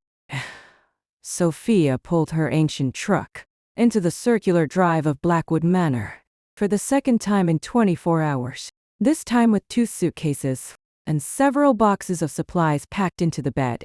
The morning sunlight gave the stone mansion a warmer appearance than yesterday's intimidating first impression, but her nerves remained on high alert. Safe here, right place, where Wolf continued its bizarre cheerleading, which only heightened Sophia's anxiety. She barely slept, torn between excitement over securing such lucrative employment, and terror at the risks she was taking. Before she could cut the engine, a tall, powerfully built man emerged from the manor's entrance. Sophia recognized him from her interview. Jamie, Dominic Hespeda. Like yesterday's brief introduction, she now had the chance to properly observe him. Dark-skinned, close-cropped hair, with distinguished silver at the temples, watchful eyes that missed nothing but his scent, carried to her on the morning breeze, was anything but unthreatening, pure dominance. Not as overwhelming as Dominic's self-presence, but powerful enough to make her wolf instinctively want to bare its throat. Sophia reinforced her mental barriers and her herbal scent mask before climbing out of the truck. "Good morning, Miss Vasquez," Jamie greeted, his deep voice formal. "Let me help with your belongings." "Thank you, Mr. Andrews." She matched his formality, reaching for her smaller suitcase. "Jamie," he corrected, hoisting the larger suitcase into boxes with effortless strength. "We're not big on formalities among the household staff." The emphasis on staff was subtle but clear, a reminder of her position in the pack hierarchy. She was an employee, not pack. A distinction shouldn't have bothered her. Strangely it did. "Sophia Thing," she replied with a polite smile, following him into the mansion. Unlike yesterday's route, through the grand entrance hall, Jamie led her down a side corridor and through several twisting passages. She quickly realized he was deliberately taking a circuitous path, giving her time to absorb the subtle but unmistakable signs of werewolf territory. The set of parallel gouges marked one ornate door frame, the dominance claim, most likely from Dominic himself. In one corner, the decorative stone statue had been positioned precisely where scent would collect and linger. Every few yards, small carved wolf figures had been placed on pedestals or shelves, their eyes seeming to track her progress. The West Wing houses the Alpha's quarters, and the pack's common areas. Jamie explained as they passed a set of imposing wooden doors off limits unless specifically invited. Sophia nodded, noting the particular emphasis on off limits. Jamie was watching her reactions carefully, testing whether she'd pick up on the territorial markers that a normal human wouldn't recognize. During the full moon, we observe certain traditional practices. He continued, all staff are required to remain in their quarters from sunset to sunrise. On those nights, no exceptions. His tone hardened fractionally. The upcoming spring moon is particularly important to our pack traditions. Miguel mentioned that. Sophia replied casually, Easter celebrations are taken very seriously here. More than you could imagine, Jamie murmured. burning down another corridor. They entered what appeared to be a newer section of the manor, with brighter lighting and more contemporary architecture. The East Wing, Jamie explained. Guest accommodations, medical facilities, and staff quarters. He stopped before a polished oak door, with a small maple leaf carved into its center. The Maple Suite. Your quarters for the duration of your employment. Jamie opened the door to reveal his space. Far more luxurious than Sophia had expected. A sitting room with comfortable furniture. LED to a bedroom with a queen-sized four-poster bed. Floor-to-ceiling windows overlooked a private garden. And a modern bathroom, gleamed with marble and chrome. This is not what I was expecting, she admitted, setting down her suitcase. Jaime's expression remained unreadable. Dominic believes in providing for those who serve. Packy placed her boxes near a small writing desk. Even temporary employees. Something in his tone caught her attention. You don't approve of my hiring. Jaime studied her for a long moment, his eyes shrewd. I'm reserving judgment. Dominic hired you unusually quickly. And against protocol. He shrugged one powerful shoulder. He's alpha for a reason. I rest his instincts. The unspoken question lingered in the air. What made Dominic break protocol for you? I'll show you to the medical facility, Jamie said, changing subjects abruptly. It's where you'll spend most of your working hours. I exited her suite and continued down the corridor to a set of double doors with a subtle caduceus symbol etched into the wood. Jamie pushed them open, to reveal a state-of-the-art medical center. That would have been at home in an upscale private practice. This is far more advanced than I expected, Sophia said truthfully, taking in the examination tables, diagnostic equipment, and fully stocked cabinets. We were isolated here, Jamie explained. The nearest hospital is 45 minutes away, and certain family medical issues require specialized care. Werewolf physiology, she translated mentally. Accelerated healing resistance to normal sedatives. Allergic reactions to silver. The herbal preparation area is through here. Jamie continued, leading her to an adjoining room, filled with precisely the kinds of equipment her grandmother had used.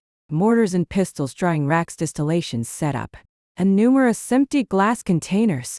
This is perfect, she breathed, genuinely impressed. Most modern medical facilities didn't acknowledge the value of traditional remedies, let alone provide space for their preparation. Dominic mentioned your specialty is herbal medicine. Jamie leaned against the door frame, watching her explore. He seemed particularly interested in your methods. The comment held layers of meaning, but Sophia chose to take it at face value. My grandmother taught me that the best healing combines traditional knowledge with modern understanding, she replied, opening and closing drawers. Familiarize herself with the layout. Jamie checked his watch. I have duties to attend to. You have the day to settle in and organize your supplies. Dominic's sister, Lyra, arrives this evening with her entourage. His eyes narrowed slightly. A word of advice, Sophia.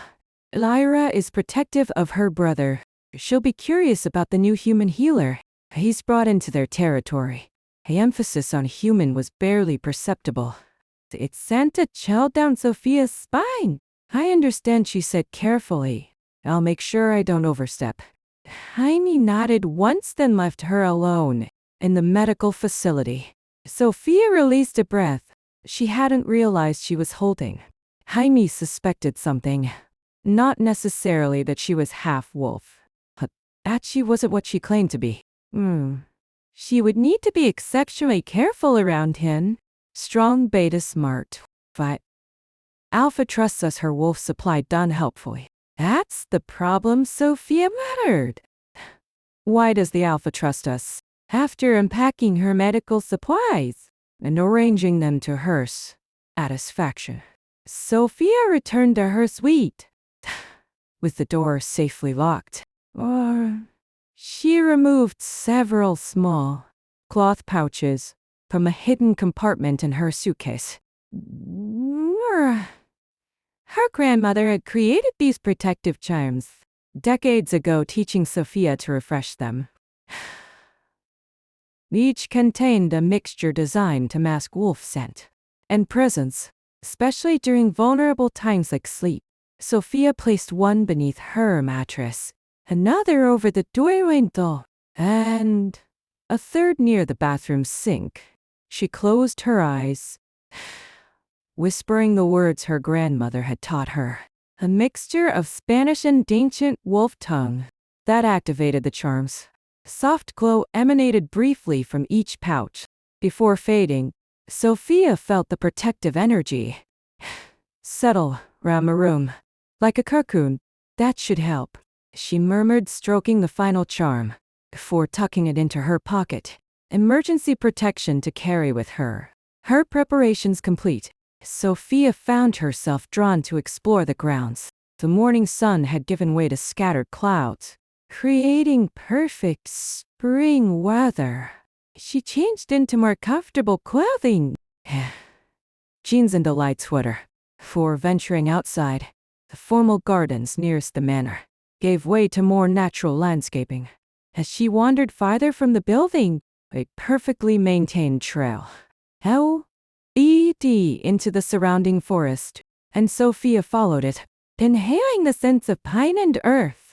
Her wolf stirred contentedly, enjoying the natural setting.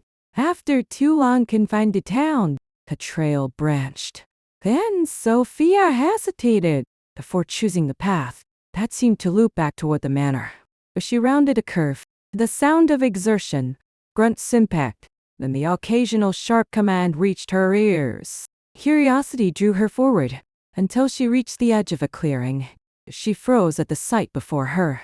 The training area had been set up within the natural amphitheater of the forest clearing. Workout equipment, sparring mats, and various training dummies surrounded a central fighting ring, where several men circled each other warily. At the center stood Dominic Blackwood, bare-chested and magnificent. Sophia instinctively stepped behind a large oak tree, her eyes locked on the alpha. His powerful body gleamed with sweat, muscles rippling as he beckoned to his opponents. 3 younger wolves circling him with predatory focus, and his black hair was damp with exertion, his expression one of calm challenge. Again he commanded, voice carrying easily across the clearing. And this time, coordinate your attack. A lone wolf is easy prey for hunters. A pack working together is unstoppable. The 3 attackers exchanged glances before moving simultaneously. They were impressive. Fast, strong, clearly well-trained. Dominic was something else entirely. He moved like liquid lightning, ducking under one attacker's swing, while sweeping the legs from another. A third managed to land a glancing blow, but Dominic absorbed it without flinching, turning the momentum against his opponent and flipping him to the ground with casual strength. Within seconds, all 3 younger wolves were on their backs. Dominic, barely breathing hard. Better, he acknowledged, offering a hand to help one up. But you're still thinking. As individuals feel each other's movements, anticipate, create openings for your pack mates to exploit. Sophia's wolf wind with undisguised appreciation. Strong alpha powerful mates. Stop it, she whispered harshly. He's not our mate. He's our employer. But her body disagreed, responding to the display of dominance and power. With a rush of heat, Dominic's physical prowess was mesmerizing. The controlled power, the absolute confidence, the way the other wolves looked to him with respect, rather than resentment, even in defeat.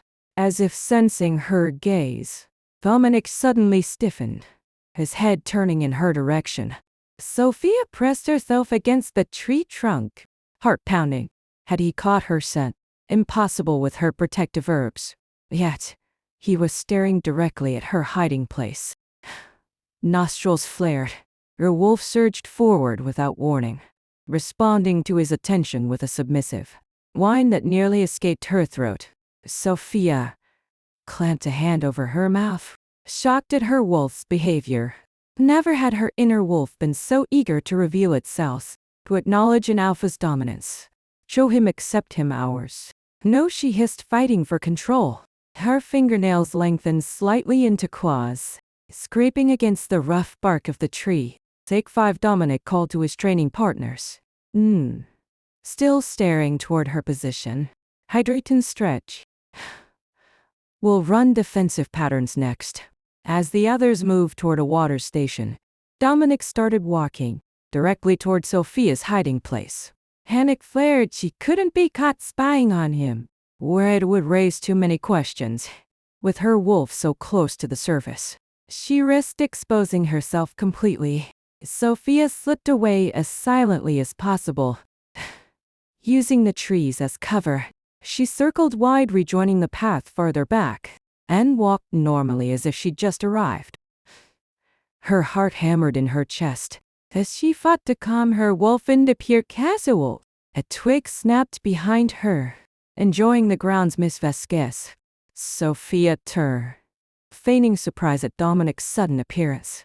He had pulled on a t-shirt, though it did little to diminish his imposing presence. His amber eyes studied her with unsettling intensity. Yes, she managed, proud of how steady her voice sounded. They're beautiful. I hope I'm not intruding on private areas. Not at all. He moved closer, and she caught the scent of his exertion. A heavy mixture of male musk and power. That made her wolf practically purr. The trails are open to all household members, though the training area is generally reserved for family. The slight emphasis on family confirmed her suspicion. He knew she'd been watching. She was offering her an easy excuse. I heard sounds of training, she admitted. I didn't want to interrupt, so I was heading back. Dominic's mouth quirked in a half smile. That transformed his severe features into something alarmingly attractive. No interruption. In fact, your medical expertise might be useful. During training sessions, sprains and strains are common. I'd be happy to help, she offered, relaxing slightly. He studied her for a long moment. Ed tilted slightly as if trying to solve a puzzle. How are you settling in? Is the suite comfortable? Very much so, Sophia said truthfully. And a medical facility is impressive. You've clearly put thought into combining traditional and modern approaches to healing. My mother believed in the old ways, Dominic explained, falling into step beside her as they walked back toward the manor. She always said modern medicine treats the symptom, but traditional healing treats the whole being. He glanced at her. Your grandmother sounds like she shared that philosophy. She did. Sophia agreed, touched by the unexpected common ground. She believed every plant had a purpose. Every remedy a spirit that needed to be respected. Dominic nodded and they walked in. Surprisingly comfortable silence for several moments. Before he spoke again, my sister Lyra arrives this evening with several important pack members. I'd like you to join us for dinner. As our healer, you should be familiar with everyone in the household. The invitation surprised her. Of course, what time should I be ready?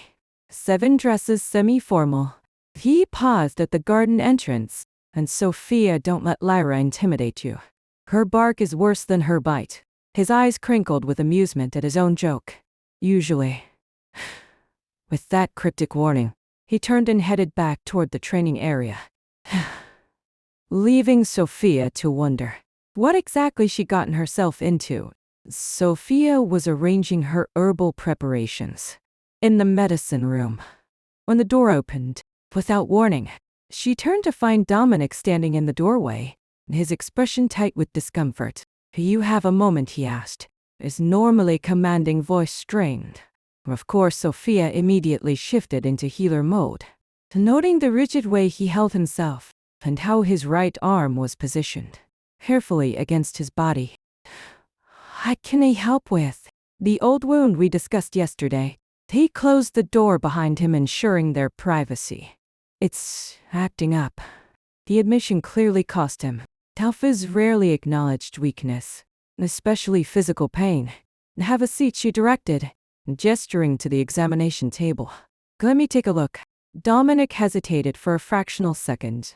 Before complying, he sat on the edge of the table and slowly removed his shirt, revealing the magnificent torso she'd glimpsed earlier during training. Now, however, her attention was drawn to the angry, red line running along his right side. The scar she'd noticed yesterday had transformed into an inflamed wound. That looked freshly reopened. This happens cyclically, she asked, keeping her voice clinical. As she gathered supplies monthly, he confirmed grimly, worse during full moons. But it can flare with stress or extreme exertion. Sophia's eyes narrowed as she examined the wound more closely. The pattern was distinctive. 5 parallel lacerations. That could only have come from another werewolf's claws. Not just any werewolf, but an alpha. Such wounds were notorious for never fully healing. Reopening during moon cycles as a permanent reminder of dominance challenges. How long ago did you receive this?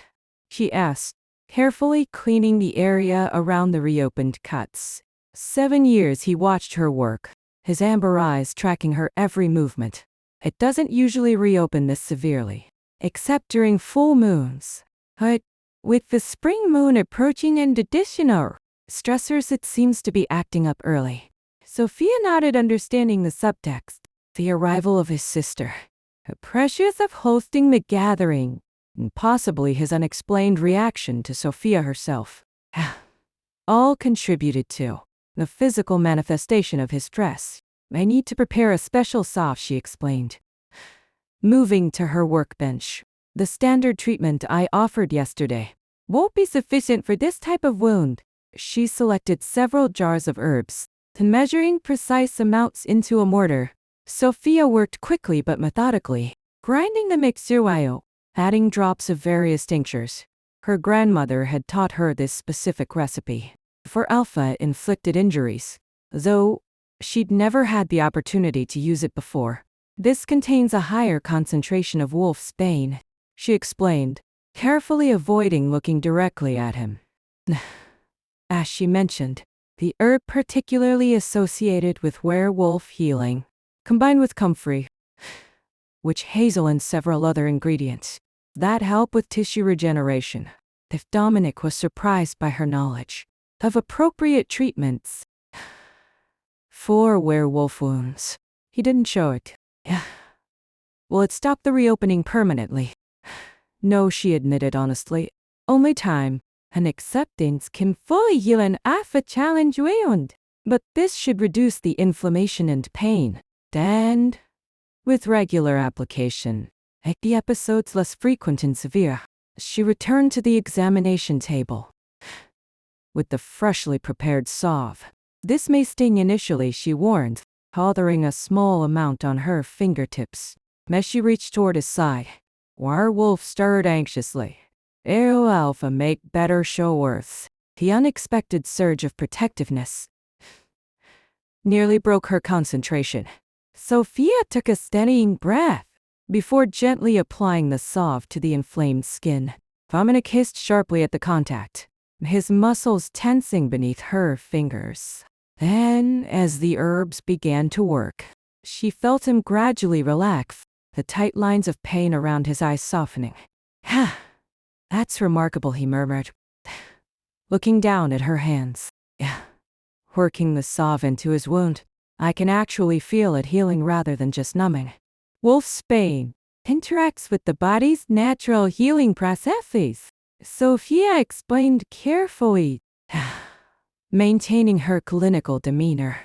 Despite their intimate proximity, it accelerates cell regeneration when used correctly. Her fingers moved methodically along the wound, ensuring the salve began to warm under her touch, a sign the healing properties were activating properly. Dominic's breathing deepened, his body incrementally relaxing as the pain receded. Your grandmother taught you well, he observed. Watching her work, she did, Sophia agreed softly, These recipes have been in our family for generations. As she applied the last of the salve to the upper edge of the wound, Dominic suddenly grabbed her wrist. The movement was lightning fast, his fingers encircling her smaller wrist with gentle, but immovable pressure. "Your hands are warm," he said, his voice dropping to a lower register. That sent a shiver through her. Usually so, almost as if the sob affects you too. Sophia's heart thundered in her chest. A sob did affect her. Another sign of her wolf nature that she hadn't considered. Wolf healers often experience sympathetic warming when their remedies activated. I've always run warm," she stammered, trying to withdraw her hand without appearing alarmed. Dominic didn't release her. Instead, his thumb moved slowly across her pulse point, tracing small circles that sent jolts of electricity up her arm. The contact was far more intimate than it should have been. His amber eyes locked on hers with an intensity that made her breath catch. The moments stretched between them, tension building like a storm about to break. Then his eyes flashed, a brief but unmistakable glow of alpha amber, before he abruptly released her wrist. "Sorry," he said gruffly, looking away. "The pain makes me less mindful of boundaries." "It's fine," Sophia managed, stepping back to create necessary distance. Wolf whined in protest at the separation. "The salve will need ray application tomorrow morning and evening. I can show you how to apply it yourself, or you can continue the treatment." Dominic finished, meeting her eyes again. "I think that would be best. Your touch seems to enhance the healing properties." The request contained layers of meaning she wasn't prepared to analyze. "Of course," she agreed instead. "That's what I'm here for." He stood towering over her with his shirtless presence, and Sophia fought the urge to step back further. Something fundamental had shifted between them, though she couldn't identify exactly what. "Thank you, Sophia," he said, his voice softer than she'd heard it before. "Few healers understand these particular wounds." The gratitude was genuine. Beneath it lurked a question. How exactly did she understand? Was a question she couldn't afford to have him pursue. "To deeply just doing my job," she replied lightly, busying herself with cleaning up. "Remember, no strenuous activity for the next 12 hours. To allow the salve to fully penetrate the tissues." Dominic nodded, retrieving his shirt. "I'll see you at dinner," he said, pausing at the door. "And Sophia, a blue dress in your closet would be appropriate for tonight." Mrs. Fletcher took the liberty of providing some suitable options for pack functions before she could respond to this presumptuous but thoughtful gesture. He was gone, leaving only a scent in the lingering warmth, where his fingers had encircled her wrist. Sleep eluded Sophia that night, and her with Dominic's sister. Lyra and her entourage had been an exercise in control and careful observation. Lyra, beautiful, sharp-eyed, clearly suspicious of Sophia's sudden employment, had asked pointed questions throughout the meal, watching for any slip that might reveal Sophia's true nature. Me survived the interrogation. But the stress had left her wolf restless, and her mind racing. After tossing in her luxurious bed for hours, Sophia finally surrendered to Wakatsunos, wrapping herself in a soft robe provided by the surprisingly thorough Mrs. Fletcher. She decided to explore the manor's quieter spaces. The corridors were dimly lit at night, but her enhanced vision had no trouble navigating. Wandered without specific destination until a partially open door revealed the warm glow of firelight.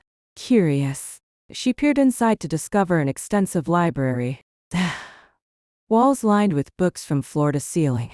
Comfortable leather chairs, positioned near a gently crackling fireplace. Unable to resist the allure of books, Sophia slipped inside. The library smelled of leather paper and wood smoke. A comforting combination that immediately soothed her frayed nerves. She trailed her fingers along the spines, reading titles that ranged from modern fiction to ancient tomes. One section caught her: books on traditional medicine and healing practices. She selected a volume bound in faded green leather, its title embossed in gold: The Healer's Traditional Remedies for Lunar Cycles. Sophia settled into a chair near the fire, opening the book with reverent hands. It contained detailed illustrations of herbs, their applications, specifically for werewolf healing, information that could save her grandmother's shop if she could discreetly copy some of the rarer recipes. My mother's collection, a deep voice observed from the doorway. Sophia nearly dropped the book in surprise. Dominic stood watching her, dressed in lounge pants and a simple t-shirt, his feet bare against the hardwood floors. Despite the casual attire, he radiated alpha energy, his presence filling the room. "I'm sorry," she said quickly, rising. "I couldn't sleep in, the door was open. I should have asked permission." "Stay," he interrupted, entering the library fully. "I couldn't sleep either.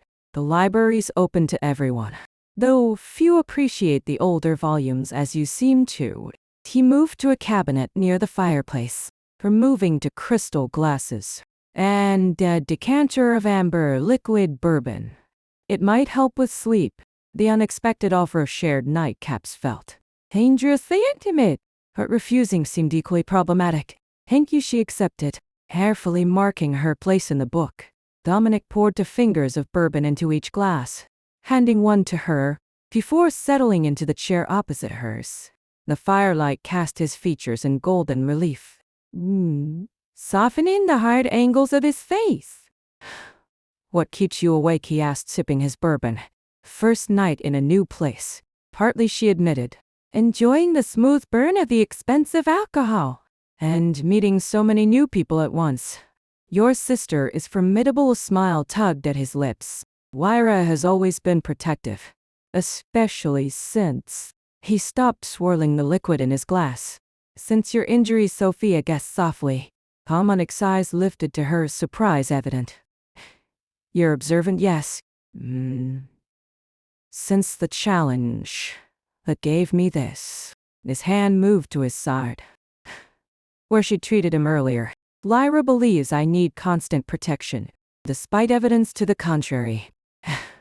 "Siblings can be like that." Sophia offered. "My cousin Miguel hovers too, especially since my grandmother died. Sometimes. And I think he believes I'll shatter without supervision.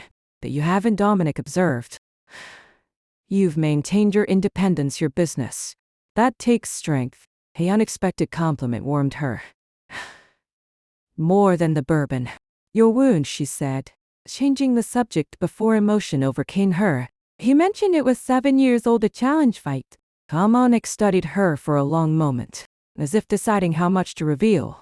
"Yes," he finally confirmed. "Against Tracy Hayden's brother Daniel." "He didn't believe I was worthy of his sister, despite our formal mating arrangement."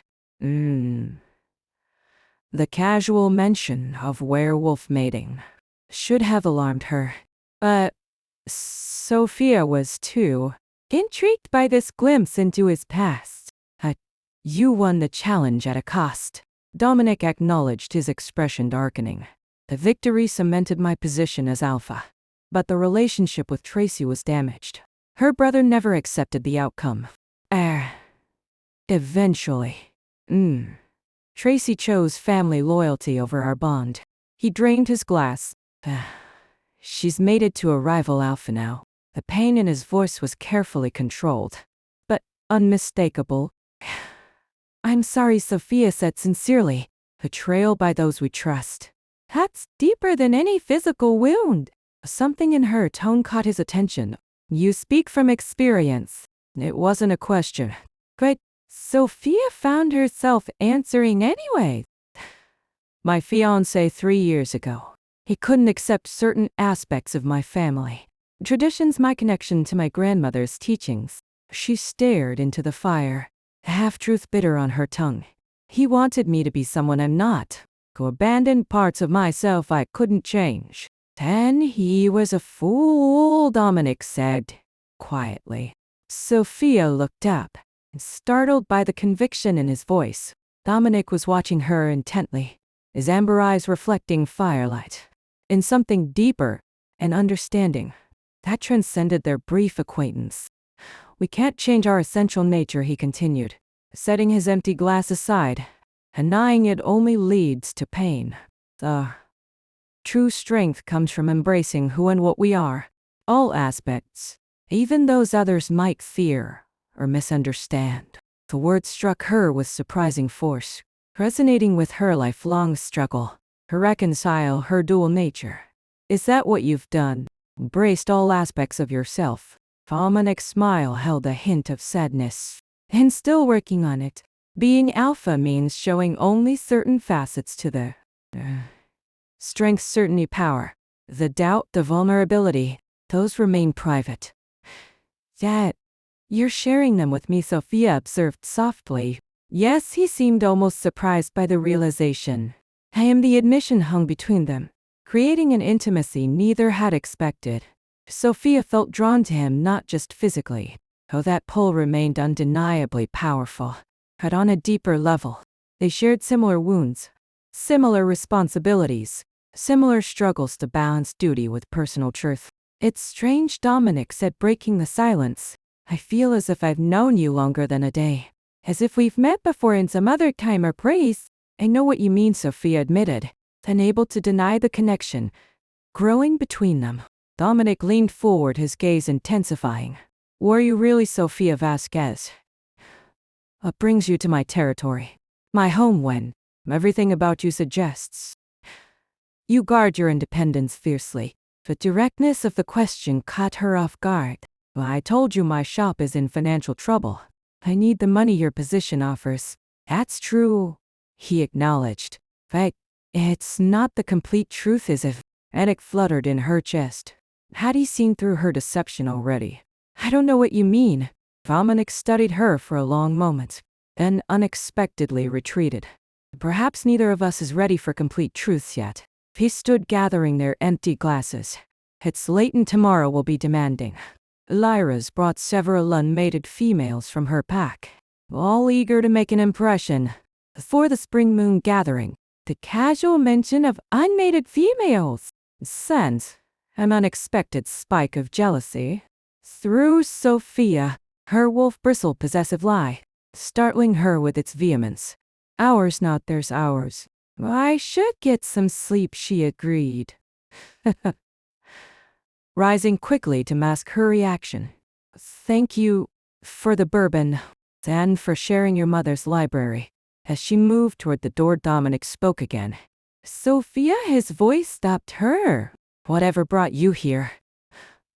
Whatever secrets you're keeping, just know that truth has a way of revealing itself, especially during the Easter moon cycle. Our traditions, our ceremonies, they have a way of stripping away pretense. The warning, for it was clearly a warning, sent a chill down her spine. I'll remember that, she promised, meeting his gaze one last time, before slipping into the darkened hallway, back in her room protected by her grandmother's charms. Sophia stared at the ceiling and wondered how she'd maintain her deception for 3 weeks. And Dominic Blackwood seemed to see through her, after just one day. And more concerning, why part of her wanted him to. Chapter 5, Rising Tensions. Wah! Sophia folded the last of her herbal sackets, carefully placing them in labeled drawers in the treatment room. After 3 days at Crimson Ridge, she'd established a comfortable mornings in the medical facility, afternoons exploring the grounds, or assisting staff with minor ailments, and evenings spent in blissful solitude, with books borrowed from Dominic's library. The peaceful interlude had almost lulled her into a false sense of security, until now the distant rumble of multiple vehicles approaching the manor shattered her tranquility. Through the treatment room's window, Sophia watched a procession of luxury SUVs and sports cars wind up the long drive. Lyra Blackwood had arrived, and she hadn't come alone. Danger, threat. Be careful, her wolf warned. and characteristically anxious. After days of unusual contentment at Crimson Ridge, "I know," Sophia murmured, unconsciously, hutching the protection charm in her pocket. She shouldn't care about the new arrivals. They were just temporary visitors. She needed to avoid antagonizing for 3 weeks. Yet, an unpleasant churning in her stomach suggested.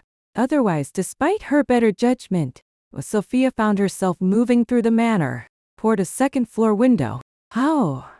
Overlooking the main entrance, drawn to witness the pack's arrival. She slipped into an alcove, just as the manor's massive front doors opened. Dominic emerged, his commanding presence unmistakable, even from her vantage point. He wore dark slacks and a charcoal button-down. That emphasized his broad shoulders, his posture that of an alpha, preparing to welcome others into his territory. Alert, confident, and subtly dominant. The first vehicle's door opened, and a striking woman emerged. Even from a distance, a family resemblance was unmistakable. Lyra Blackwood had her brother's strong features, softened into feminine beauty, her dark hair falling in a thick braid to her waist. She moved with predatory grace as she approached. Dominic the siblings embraced with obvious affection. But Sophia didn't miss the formal elements of the greeting. Lyra tilting her head slightly to expose her neck, acknowledging her brother's higher status, despite being an alpha in her own right. Dominic's responding gesture was subtle, a brief scenting at his sister's temple. That confirmed their familial bond, while establishing hierarchy. Behind Lyra came a steady stream of pack members, at least 15 wolves of varying ages, each performing their own greeting rituals. With careful attention to pack protocol. Sophia watched, fascinated despite herself, as each newcomer approached Dominic, with the precise degree of deference their station required. Then a sleek red convertible pulled up, and the atmosphere shifted perceptibly. The woman who emerged stood out immediately, tall and willowy, with glossy black hair that fell in a straight curtain to her waist. She wore a form-fitting dress that showcased her slender curves, her movements calculated for maximum impact. As she approached Dominic, everything about her screamed pure-blood aristocracy, from her perfectly manicured nails to her confident stride. Unlike the others, she showed minimal deference in her greeting.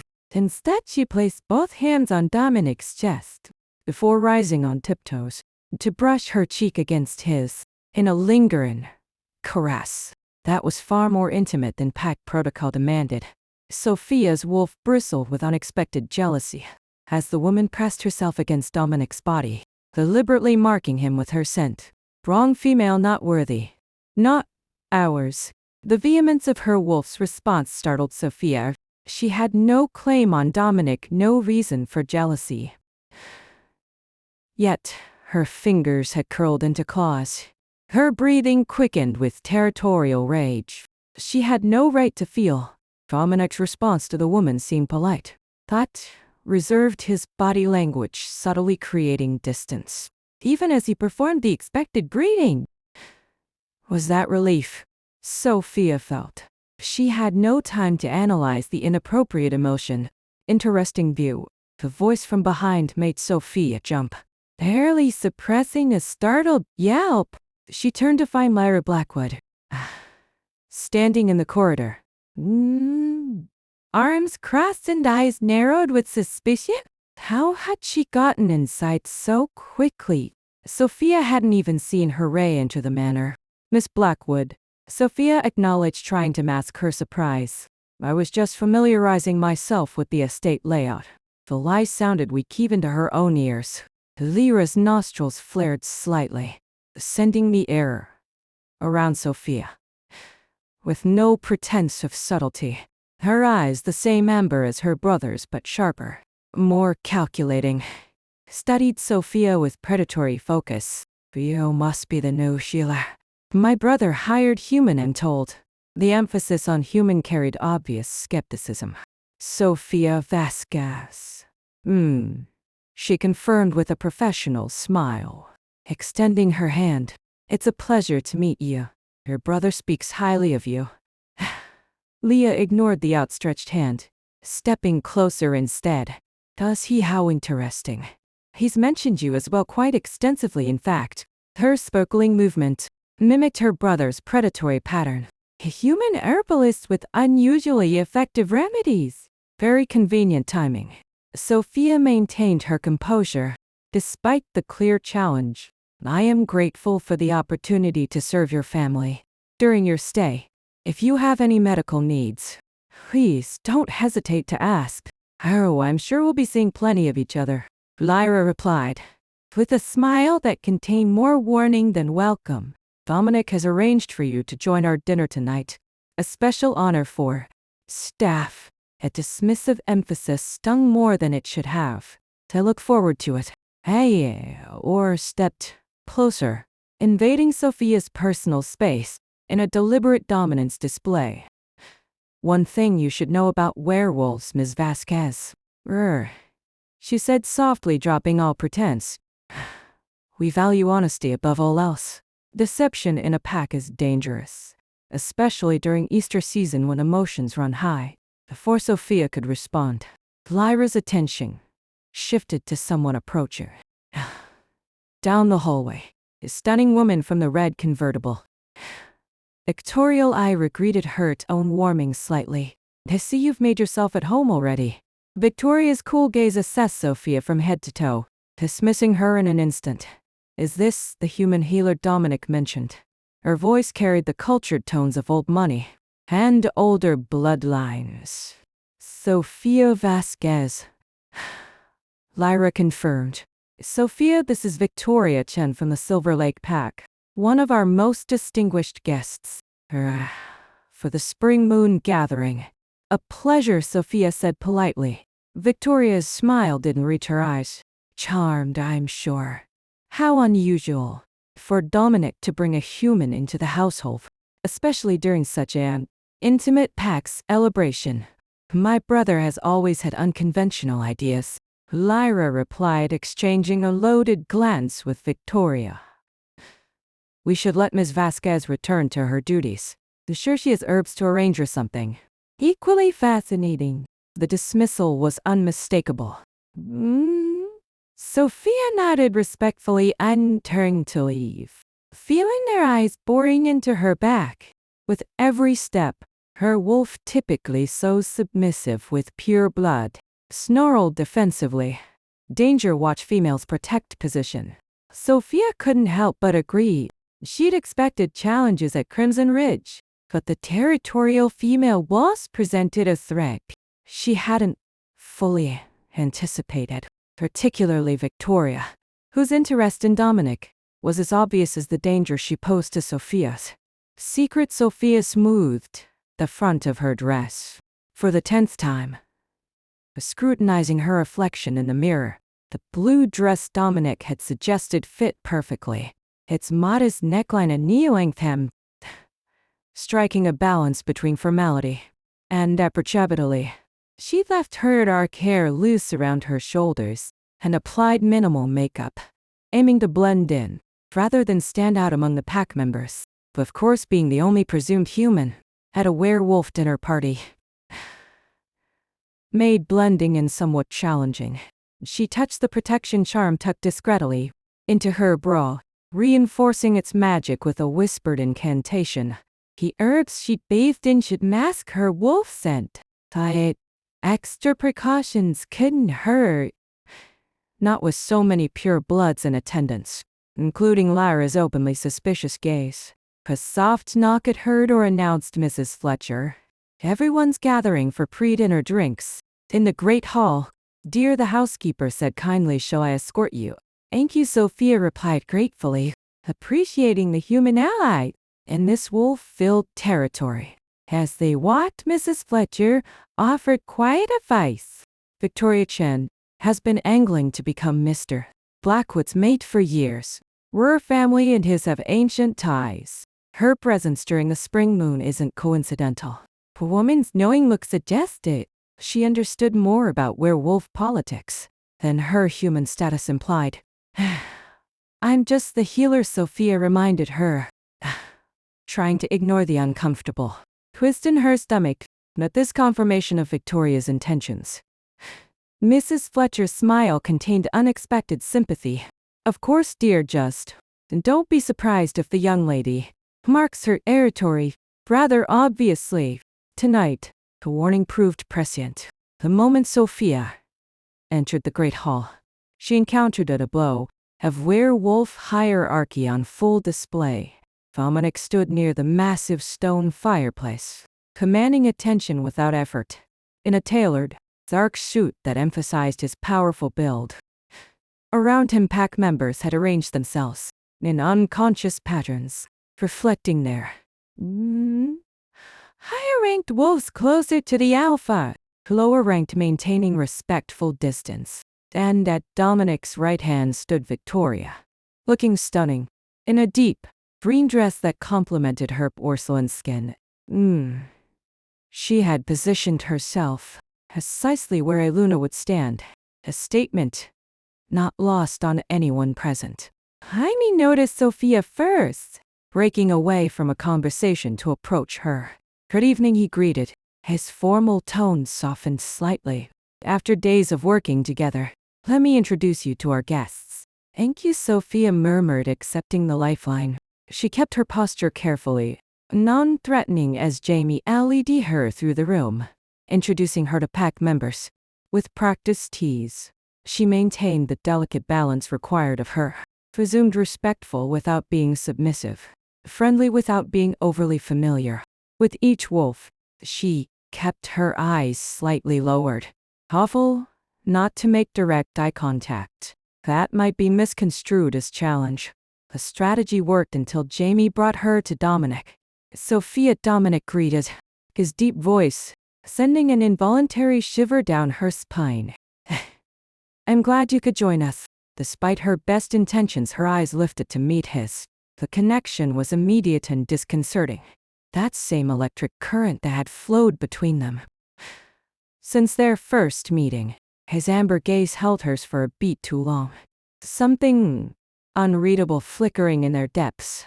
Our healer was just telling me about her fascinating herbal remedies. Victoria interrupted. Her hand possessive, light sliding onto Dominic's forearm. So quaint and old-fashioned. My family's pack employs a team of medical doctors with actual degrees. Her smile dripped condescension. Traditional healing methods have their place alongside modern medicine. Dominic replied evenly. Sophia's treatments have proven remarkably effective. Victoria's perfectly shaped eyebrow arched. Have they? Whoa!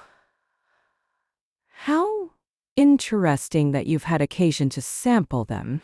So soon after her arrival, the insinuation hung in the air. But Dominic merely smiled. Dinner should be ready, shall we? The dining room continued. The manor's theme of understated elegance. With a long mahogany table set for 20.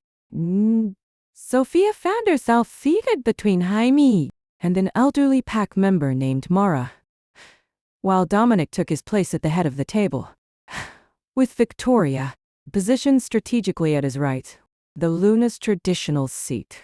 Sophia couldn't help noticing how Victoria leaned toward Dominic throughout the first course, each movement deliberately showcasing her slender neck or delicate wrists, places where scent collected strongest. The territorial display was obvious to anyone with wolf senses. Don't let her intimidate you, Mara whispered, her wrinkled hand patting Sophia's. Victoria's been trying to secure her position as Luna for 3 spring gatherings. Now, I'm just staff, Sophia reminded her, keeping her voice low.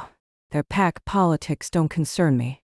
Mara's knowing smile suggested she thought otherwise, but she simply nodded toward Lara, who sat watching Sophia with undisguised scrutiny from across the table.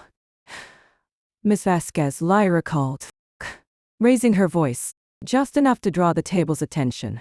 Tell us more about your background. Dominic mentioned. You run a small herb shop in Ravenwood Falls. The innocent question carried undertones of interrogation. Sophia took a calming breath, reciting the carefully constructed narrative she prepared. My grandmother owned the shop for 40 years. She explained. When she passed away 3 years ago, I took over. We specialize in traditional remedies, based on her family recipes, and your formal medical training lie repressed. 2 years of pharmacology at Western State, Sophia replied smoothly, plus my apprenticeship under my grandmother. Hardly comprehensive, Victoria commented, especially for treating werewolf physiology. A direct acknowledgement of their nature. Something humans supposedly didn't know was a trap. Sophia sidestepped it carefully. My grandmother believed that understanding a patient's unique needs was more important than standardized approaches, she replied. Every individual responds differently to treatment. Very diplomatic. Lyra noted, her eyes narrowing. Almost as if you understand more than you're letting on. Jaime intervened smoothly. Sophia has already proven her worth. My shoulder hasn't felt this good in years. After her treatment yesterday, the conversation shifted, as others began sharing similar experiences with Sophia's remedies.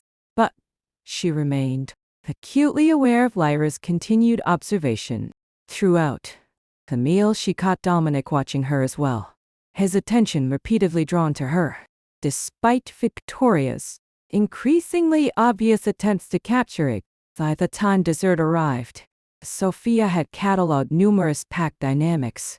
Victoria had scent-marked her chair wine glass, and even brushed accidentally against Sophia's shoulder to leave her own scent there, a warning that even a human might register as invasion of personal space. Other unmated females showed similar territorial behaviors, though less blatantly. While the males performed subtle dominance displays for Dominic's approval. Throughout it all, Sophia maintained her facade of human ignorance, pretending not to notice the wolf behavior surrounding her. But her own wolf grew increasingly restless, responding to the primal energies filling the room. Challenge, claim, position, show strength. Sophia silenced the dangerous urges with practiced determination. She couldn't afford to reveal herself. Not surrounded by potential enemies. Survival required patience and control, not territorial confrontation. Like when Victoria accidentally spilled wine on Sophia's dress, and Dominic immediately offered his handkerchief. Their fingers touched briefly over the exchange. A jolt of connection was visible, enough that Victoria's eyes narrowed dangerously, and Lyra sat forward with sudden intense interest. For a moment the entire table fell silent, every werewolf present sensing the subtle shift in energies. Then Dominic cleared his throat and conversation resumed. But Sophia knew the damage was done. Something was happening between her and the Alpha. Something neither of them fully understood, but that others could clearly sense. And in a house full of territorial werewolves during mating season, that connection might prove more dangerous than many secrets she was keeping. Hold still, Ethan, Sophia instructed, gently examining the young werewolf's shoulder. A teenager barely 16, and still awkward with his recently manifested abilities, had injured himself during morning training exercises. This will sting a bit, but then you'll feel relief. She carefully applied her grandmother's special balm to the strained muscles, watching his expressions shift from discomfort to surprise as the healing herbs took immediate effect. That's amazing, he breathed, rotating his shoulder experimentally. I was throbbing a minute ago, and now it just feels warm. Sophia smiled, pleased with the results. The warming sensation is the herbs, stimulating blood flow to speed healing. You'll need to apply more tonight before bed, but you should be fine for this afternoon's training, if you're careful. You're a miracle worker, Ethan declared with teenage enthusiasm. Dr. Whitmore usually just gives us ice packs. and pain relievers. Different approaches for different situations. Sophia replied diplomatically, though privately. She considered cold therapy counterproductive. For werewolf muscle injuries, their naturally elevated body temperature meant healing required heat, not ice, something her grandmother had taught her years ago. She was just sealing the jar of balm when the treatment room door swung open. Without warning, Victoria entered, followed by 2 other female wolves. Sophia recognized from dinner, all dressed in expensive athletic wear. That suggested they'd been observing the training sessions. "Dear Ling, your mother's looking for you," Victoria announced, her voice honey-sweet, despite the territorial aggression radiating from her posture. The teenager sensed the underlying tension and beat a hasty retreat, leaving Sophia alone with the 3 purebloods. She maintained her professional demeanor, despite the obvious confrontation brewing. "Can I help you with something?" she asked politely, wiping her hands on a clean towel. Victoria approached the treatment table, examining the herbal preparations with exaggerated distaste. "I heard you weren't reading pack members with these concoctions." She picked up a jar, removing the lid to sniff the contents, before wrinkling her perfect nose. How primitive. Traditional remedies had stood the test of time. Sophia replied evenly. "Perhaps for humans," Victoria countered. Werewolf physiology requires specialized medical knowledge. Real medical knowledge." She set the jar down with deliberate carelessness. "My family's pack employs top specialists in werewolf medicine, doctors with actual degrees from accredited universities." The implication that Sophia's methods were inferior stung more than it should have, but she kept her expression neutral. "I understand your concern for the PAX's well-being." "Do you?" Victoria stepped closer, her movements deliberately invasive. "Because I wonder what Dominic was thinking, bringing an untrained human into his territory during our most sacred season, especially one who seems to have caught his attention in such an unusual way." The threat was unmistakable. Sophia began methodically cleaning her workspace, refusing to be intimidated. "I'm just doing the job I was hired for." "You're overstepping," Victoria hissed, dropping all pretense of civility. "This pack needs a proper Luna, not some backwoods herb which playing doctor. Dominic's distraction with you is temporary curiosity, nothing more." Sophia's wolf surged forward with unexpected ferocity, responding to the challenge in Victoria's tone. She felt her eyes begin to heat with the telltale amber glow of a shifting wolf, her canines lengthening fractionally. Behind her closed lips, challenge, defend, show strength. With tremendous effort, Sophia pushed her wolf down, but not before Victoria's eyes widened in sudden suspicion. What was that, she demanded, leaning closer to study Sophia's face, before Victoria could examine her further. A treatment room door opened again. This time several older pack members entered. "Voidi by Mara." "Victoria dear, we've been looking everywhere for you," Mara said cheerfully, though her eyes held warning. "The floral arrangements for the equinox ceremony need your expert touch. I'm busy at the moment," Victoria replied coldly, still watching Sophia with narrowed eyes. "Girl's busy," to remark Samuel, one of the pack elders, who had been openly appreciative of Sophia's remedies. "My arthritis hasn't felt this good in decades." She treated it. "Let her work," another elder nodded agreement. "My granddaughter's rash cleared up overnight. With her song, Dr. Whitmore had been treating it for weeks, with no improvement." Victoria found herself outnumbered. As more pack members voiced support for Sophia's methods, the realization that she'd miscalculated her approach was evident in her tight-lipped smile. "We'll continue this discussion later," she told Sophia with false pleasantness. "I'm simply concerned for the PAX well-being. After all, we wouldn't want anyone receiving inappropriate Treatment the double meaning hung in the air as Victoria departed with her followers, leaving Sophia with the elders, who had inadvertently rescued her. Don't mind her, Mira advised, patting Sophia's hand. Victoria comes from old money and older prejudices.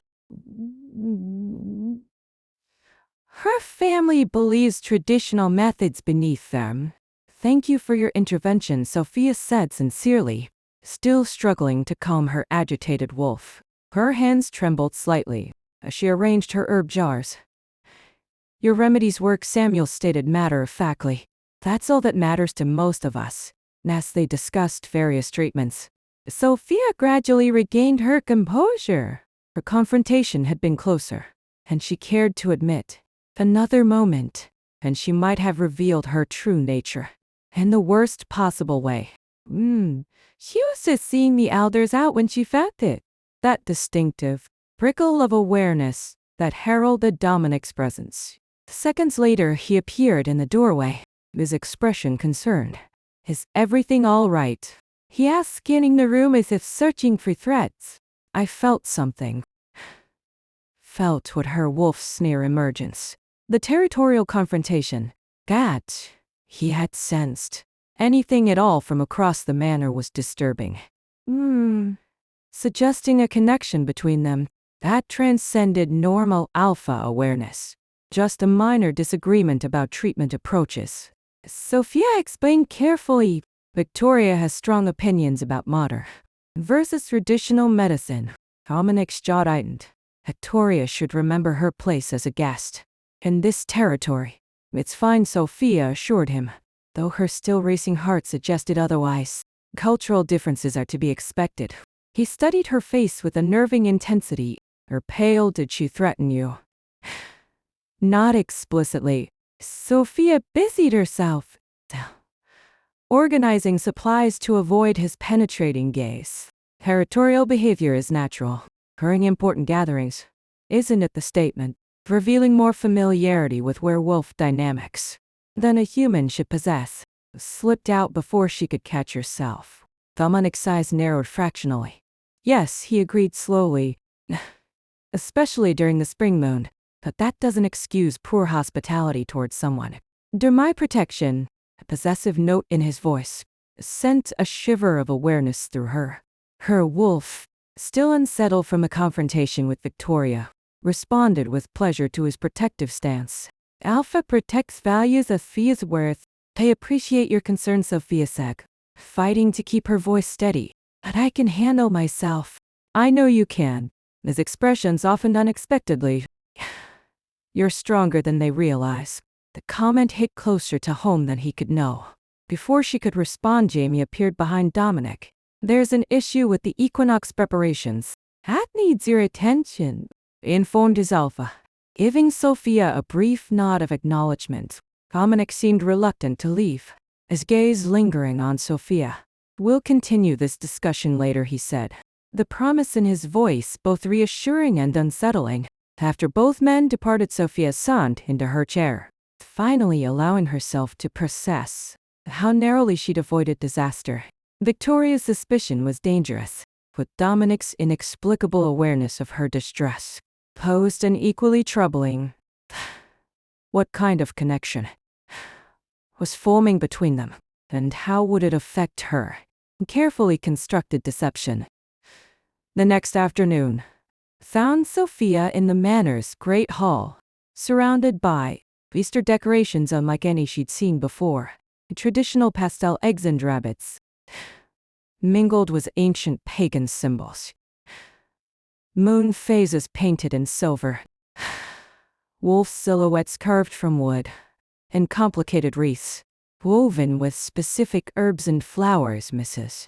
Fletcher had drafted her to help with preparations, a task Sophia approached with genuine curiosity. The blend of Christian and werewolf traditions created a unique cultural tapestry that fascinated her scholarly psyche. Silver ribbons represent moonlight paths, explained elderly Mara, who had taken Sophia under her wing. Since the confrontation with Victoria, they worked together, arranging centerpiece for the upcoming feast. During the spring moon, Those paths are said to lead unmated wolves to their destined partners. It's beautiful, Sophia commented, carefully weaving moonflower blossoms into the arrangement. I've always loved how Easter celebrates renewal and new beginnings.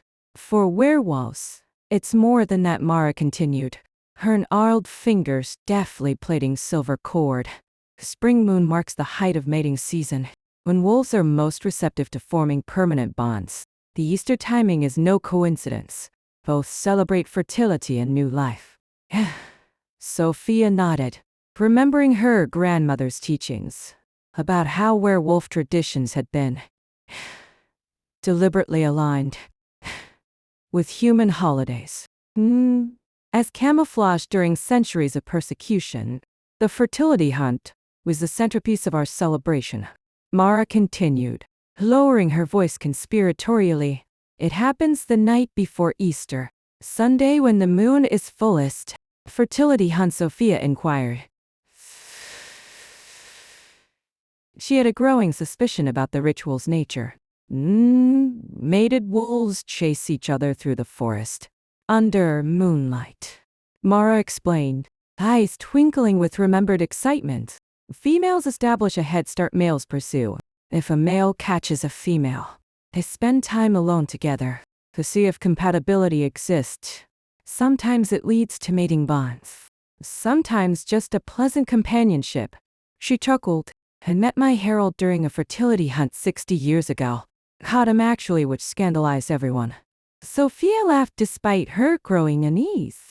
The fertility hunt would coincide exactly with her own heat cycle, as 3 days surrounding the full moon. When her half-blood nature was most difficult to suppress. Does everyone participate? She asked carefully. All unmated wolves of age, Mara confirmed. It's considered disrespectful to abstain. Without good reason. That's why there's such excitement about Dominic participating. This year he's avoided the hunt since his broken engagement to Tracy Hayden. His revelation sent an unexpected surge of jealousy through Sophia.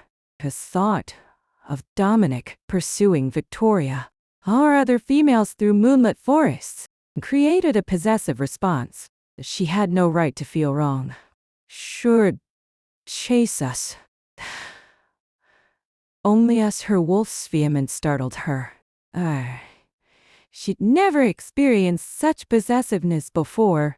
Her wolf typically keen to submissive to assert mating preferences. The females have been primping for weeks, Mara continued, oblivious to Sophia's inner turmoil. Victoria's convinced she'll be the one to form a mating bond. Where's Dominic? Our family's been pushing the match for years. I seem well suited. Sophia managed. Hating how the words tasted like ashes. Mara's shrewd eyes assessed her. Do they, I wonder? She patted Sophia's hand. Don't mind an old woman's ramblings. You'll be safely tucked away in your quarters. During the hunt, the forest is no place for humans on a ritual night.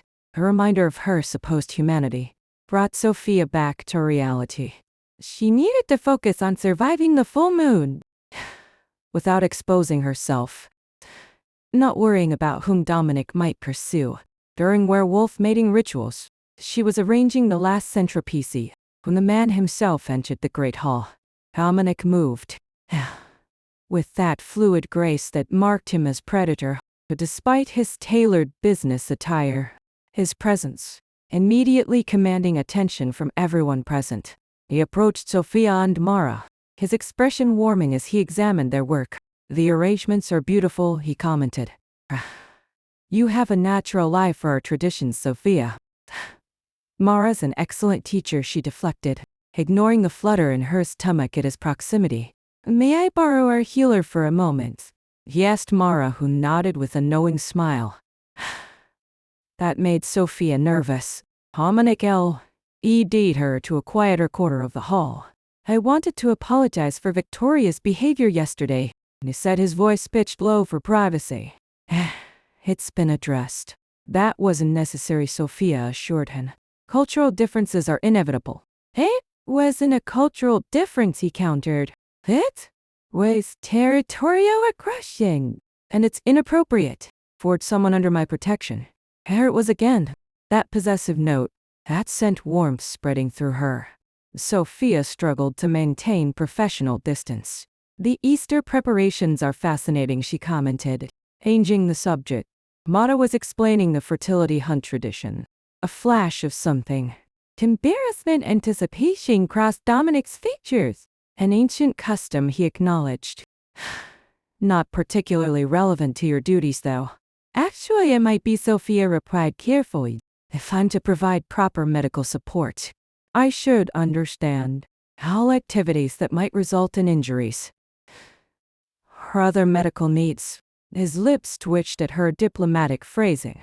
The hunt coincides with peak mating instincts, he explained, his voice deepening slightly. Emotions and hormones run high. Unmated wolves experience heightened urges that can be challenging to control. The intensity of his gaze as he spoke made her wonder if he was experiencing such urges. Himself, the thought sent heat coursing through her body. Her own approaching cycle, responding to the subtle pheromones he emitted. I understand, she managed, though her mouth had gone dry. I'll prepare appropriate remedies, calming teas, anti-inflammatory salves for muscle strains. You should also prepare something for yourself, Dominic added unexpectedly. The moon's effect isn't limited to werewolves. Many humans report restlessness, insomnia, even unusual dreams during full moons. Especially females. Was he suspicious, or merely being thorough? Sophia couldn't tell, but the reminder of her vulnerability during the approaching full moon intensified her anxiety. I'll keep that in mind, she assured him. Before Dominic could respond, Victoria appeared, sliding possessive lie to his side. Today she wore a fitted, breed dress that emphasized her slender curves. Her scent deliberately enhanced with floral notes, designed to appeal to male wolves. There you are, she purred, placing a manicured hand on Dominic's arm. His ceremonial herbs for the ritual baths. Need their approval. Her dismissive glance at Sophia spoke volumes. Tech matters, of course. Nothing that would interest staff. Dominic's jaw tightened fractionally. But tech protocol prevented him from openly rejecting her involvement. And ceremonial preparations. Excuse us, Sophia, duty calls. As they walked away, Victoria looked back with a triumphant smile. That rapidly transformed to confusion. She whispered something to Dominic, who glanced back at Sophia with an unreadable expression. Mara, rejoined Sophia, following her gaze toward the departing pair. Victoria's noticed something odd. The older woman remarked casually, she can't understand why Dominic scent changes around you. Sophia's heart stuttered. What do you mean? Alpha. Males emit certain pheromones around potential mates. Mara explained, her innocent tone belied by the shrewd assessment in her eyes. Victoria expects those reactions directed toward her. She's been positioning herself as ideal Luna material for years. Instead, our alpha's biology seems most responsive to someone unexpected. The implication hung in the air between them. Sophia scrambled for a plausible response. Humans wouldn't trigger such reactions, she pointed out carefully. No, Mara agreed, studying Sophia's face with uncomfortable intensity. They wouldn't. Before Sophia could formulate a response, Victoria's voice carried across the hall. It's simply unnatural, she declared loudly enough for Sophia to hear. No female, especially a human, should be so completely unaffected by an alpha's presence. Unless, of course, there's something blocking the natural response. The pointed comment, clearly intended to reach Sophia's ears, carried a dangerous insinuation. Victoria suspected something. Perhaps not Sophia's half-blood nature specifically, but definitely that she was at what she claimed to be. The irony was bitter. Sophia wasn't unresponsive to Dominic's pheromones. Quite the opposite. She was fighting a constant battle against her wolf's increasingly urgent demands to acknowledge him as potential mate, a struggle intensified by her approaching heat cycle. Don't let her rattle you, Mara advised softly. Victoria sees threats everywhere during mating season. And no threat, Sophia insisted, though her wolf growled in disagreement. And just here to do a job. Mara's knowing smile suggested she believed otherwise. Perhaps, but fate has interesting ways of asserting itself. During the Easter Moonchild, especially for those with mixed heritage, to comment too specific to be coincidental. Eyes through Sophia's veins. Before she could question the older woman, Mara patted her hand and moved away, leaving Sophia to wonder just how many of her carefully guarded secrets weren't actually secret. Then she shouldn't care about the new arrivals. They were just temporary visitors. She needed to avoid antagonizing for 3 weeks.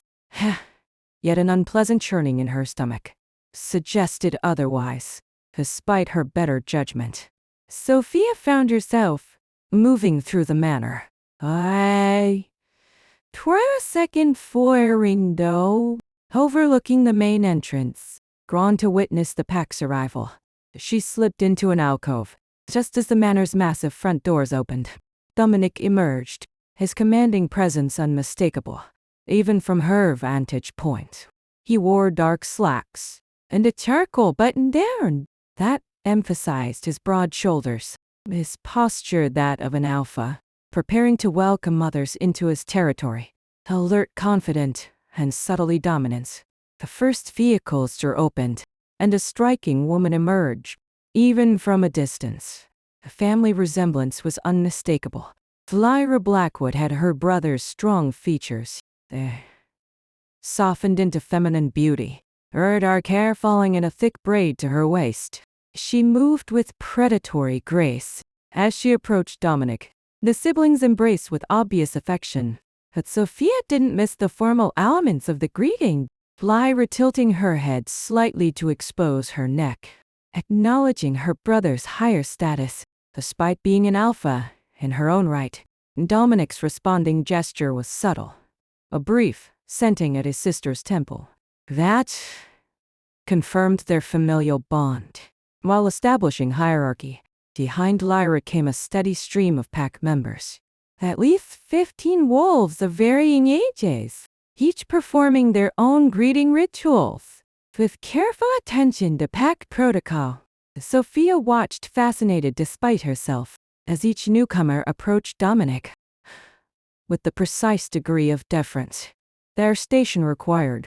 And a sleek red convertible pulled up, and the atmosphere shifted perceptibly. The woman who emerged stood out immediately, tall and willowy, with glossy black hair that fell in a straight curtain to her waist.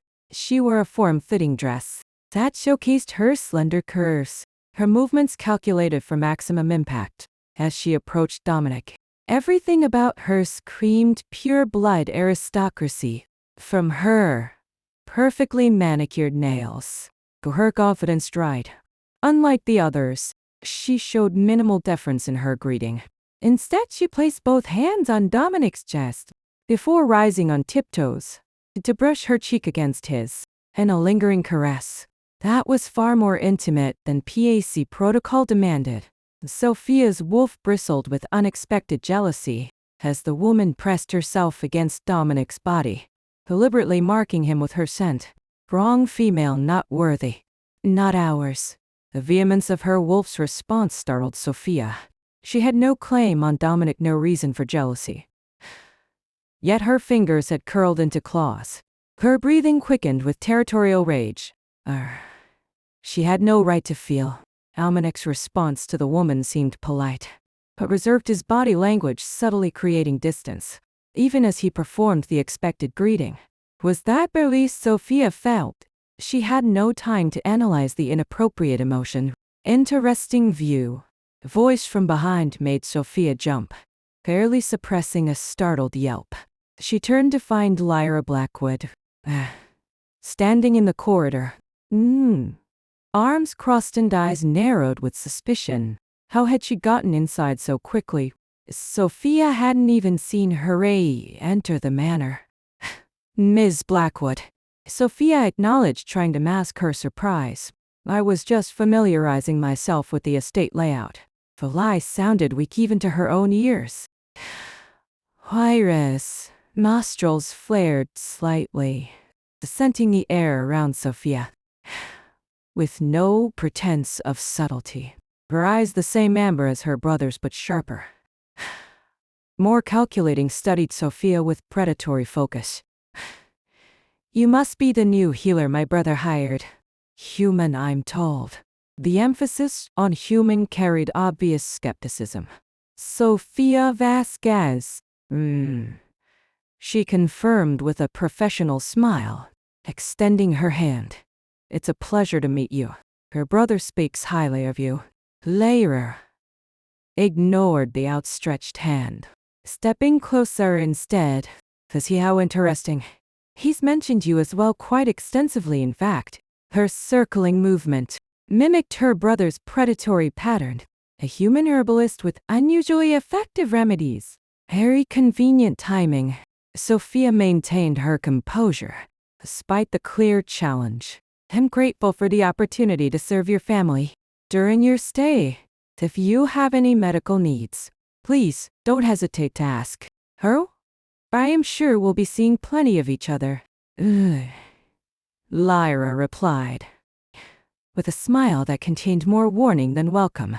Dominic has arranged for you to join our dinner tonight. A special honor for staff.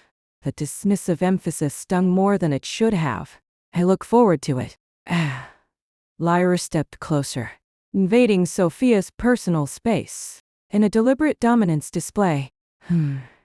One thing you should know about werewolves, Ms. Vasquez, she said softly, dropping all pretense.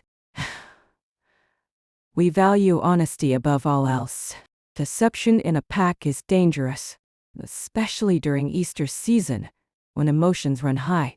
Before Sophia could respond, Myra's attention shifted to someone approaching. Down the hallway, a stunning woman from the red convertible Victoria.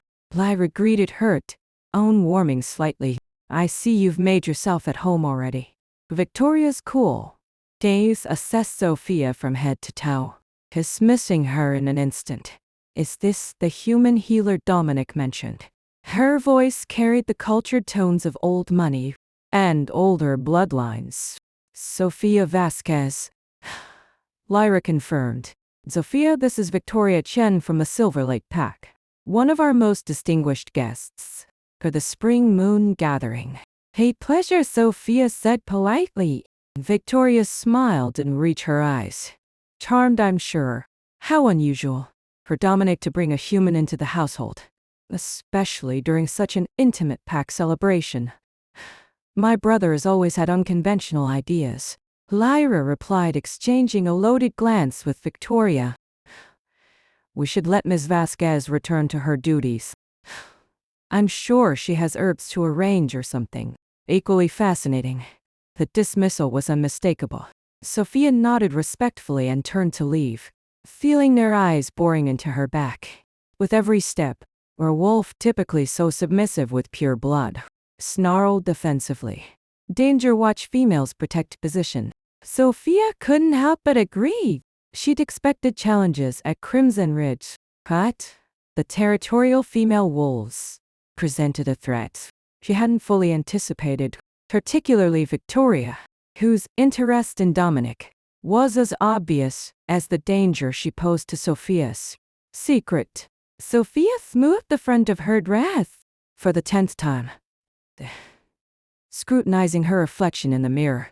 The blue dress Dominic had suggested fit perfectly, its modest neckline and knee-length hem, striking a balance between formality and approachability. She'd left her dark hair loose around her shoulders, then applied minimal makeup, aiming to blend in, rather than stand out among the pack members. Of course, being the only presumed human at a werewolf dinner party made blending in somewhat challenging. She touched the protection charm, tucked discreetly into her bra, reinforcing its magic with a whispered incantation. The herbs she'd bathed in should mask her wolf scent. Had extra precautions couldn't hurt. Not with so many pure bloods in attendance, including Lyra's openly suspicious gaze. Soft knock at heard, or announced Mrs. Fletcher. Everyone's gathering for pre-dinner drinks. In the great hall, there the housekeeper said kindly, "Shall I escort you?" "Thank you," Sophia replied, gratefully, appreciating the human ally in this wolf-filled territory. As they walked, Mrs. Fletcher offered quiet advice. "Victoria Chen has been angling to become Mr. Blackwood's mate for years. We're family and is of ancient ties. Her presence during the spring moon isn't coincidental." A woman's knowing look suggested she understood more about werewolf politics than her human status imply. "I'm just the healer," Sophia reminded her, trying to ignore the uncomfortable twist in her stomach at this confirmation of Victoria's intention. Mrs. Fletcher's smile contained unexpected sympathy. "Of course, dear, just don't be surprised if the young lady marks her territory rather obviously. Tonight." The warning proved prescient. The moment Sophia entered the great hall, she encountered a tableau of werewolf hierarchy on full display. Dominic stood near the massive stone fireplace, commanding attention without effort. In a tailored, dark suit that emphasized his powerful build, around him pack members had arranged themselves in unconscious patterns, reflecting their higher-ranked wolves closer to the alpha, lower-ranked maintaining respectful distance. And at Dominic's right hand stood Victoria, looking stunning, in a deep green dress that complemented her porcelain skin. She had positioned herself precisely where Luna would stand, a statement not lost on anyone present. Jamie noticed Sophia first, breaking away from a conversation to approach her. "Good evening," he greeted, his formal tones softened slightly after days of working together. "Let me introduce you to our guests." "Thank you," Sophia murmured, accepting the lifeline. She kept her posture carefully, non-threatening as Jamie led her through the room, introducing her to pack members. With practiced ease, she maintained the delicate balance required of her presumed status. Friendly without being submissive. Friendly without being overly familiar with each wolf. She kept her eyes slightly lowered, careful not to make direct eye contact. That might be misconstrued as challenge. The strategy worked until Jaime brought her to Dominic. "Sophia," Dominic greeted, his deep voice sending an involuntary shiver down her spine. "I'm glad you could join us." Despite her best intentions, her eyes lifted to meet his. The connection was immediate and disconcerting. That same electric current that had flowed between them since their first meeting. His amber gaze held hers for a beat too long. Something unreadable flickering in their depths. Our healer was just telling me about her fascinating herbal remedies. Victoria interrupted. Her possessive lie sliding onto Dominic's forearm. So quaint and old-fashioned. My family's pack employs a team of medical doctors with actual degrees.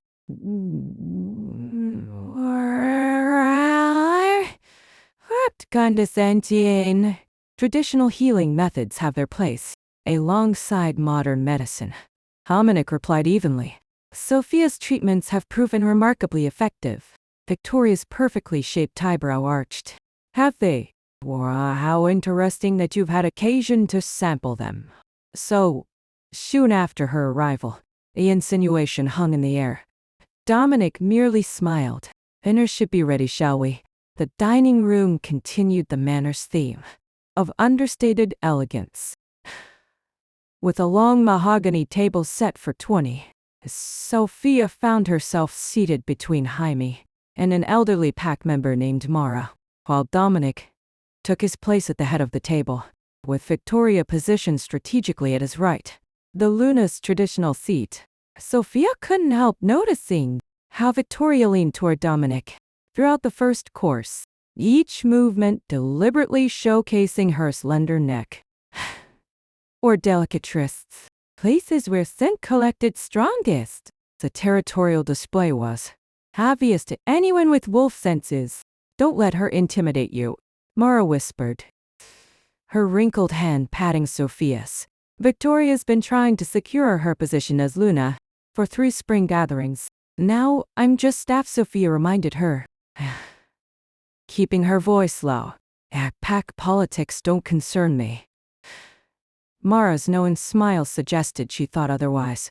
She simply nodded toward Lyra, who sat watching Sophia with undisguised scrutiny from across the table.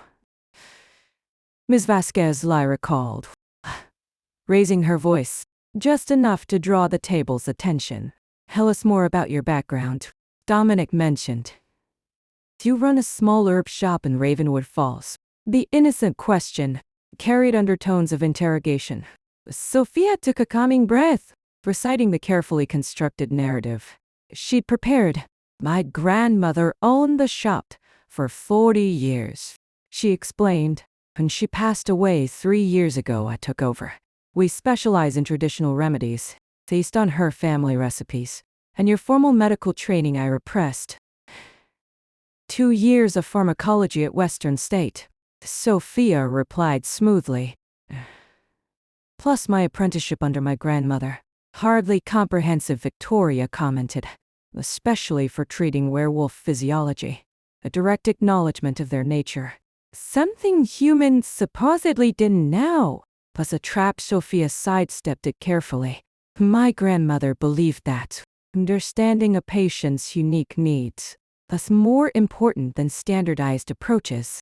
She replied, every individual responds differently to treatment. Very diplomatic. Lyra noted, her eyes narrowing, almost as if you understand more than you're letting on. Jamie intervened smoothly. Sophia has already proven her worth. My shoulder hasn't felt this good in years. After her treatment yesterday, the conversation shifted as others began sharing similar experiences with Sophia's remedies. But she remained acutely aware of Lyra's continued observation.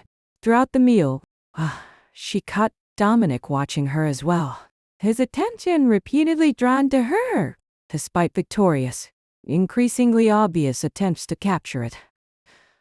By the time dessert arrived, Sophia had cataloged numerous pack dynamics. Victoria had sent marked her chair wine glass, and even brushed accidentally against Sophia's shoulder to leave her own scent there, a warning that even a human might register as invasion of personal space.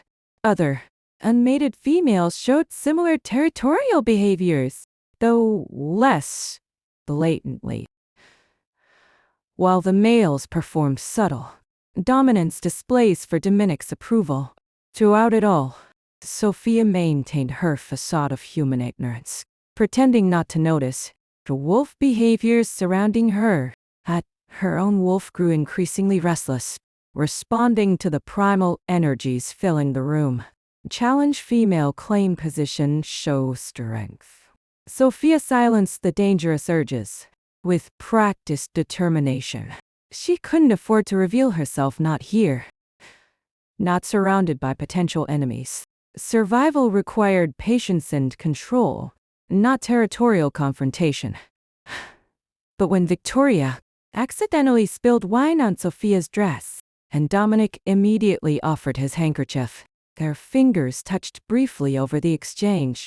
A jolt of connection was visible, enough that Victoria's eyes narrowed dangerously, and Lyra set forward with sudden intense interest.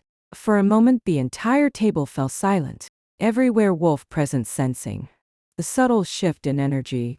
Then Dominic cleared his throat and conversation resumed. Sophia knew the damage was done. Something was happening between her and the Alpha, something neither of them fully understood, that others could clearly sense. And in a house full of territorial werewolves during mating season, that connection might prove more dangerous than any secret she was keeping. Hold still, Ethan, Sophia instructed, gently examining the young werewolf's shoulder.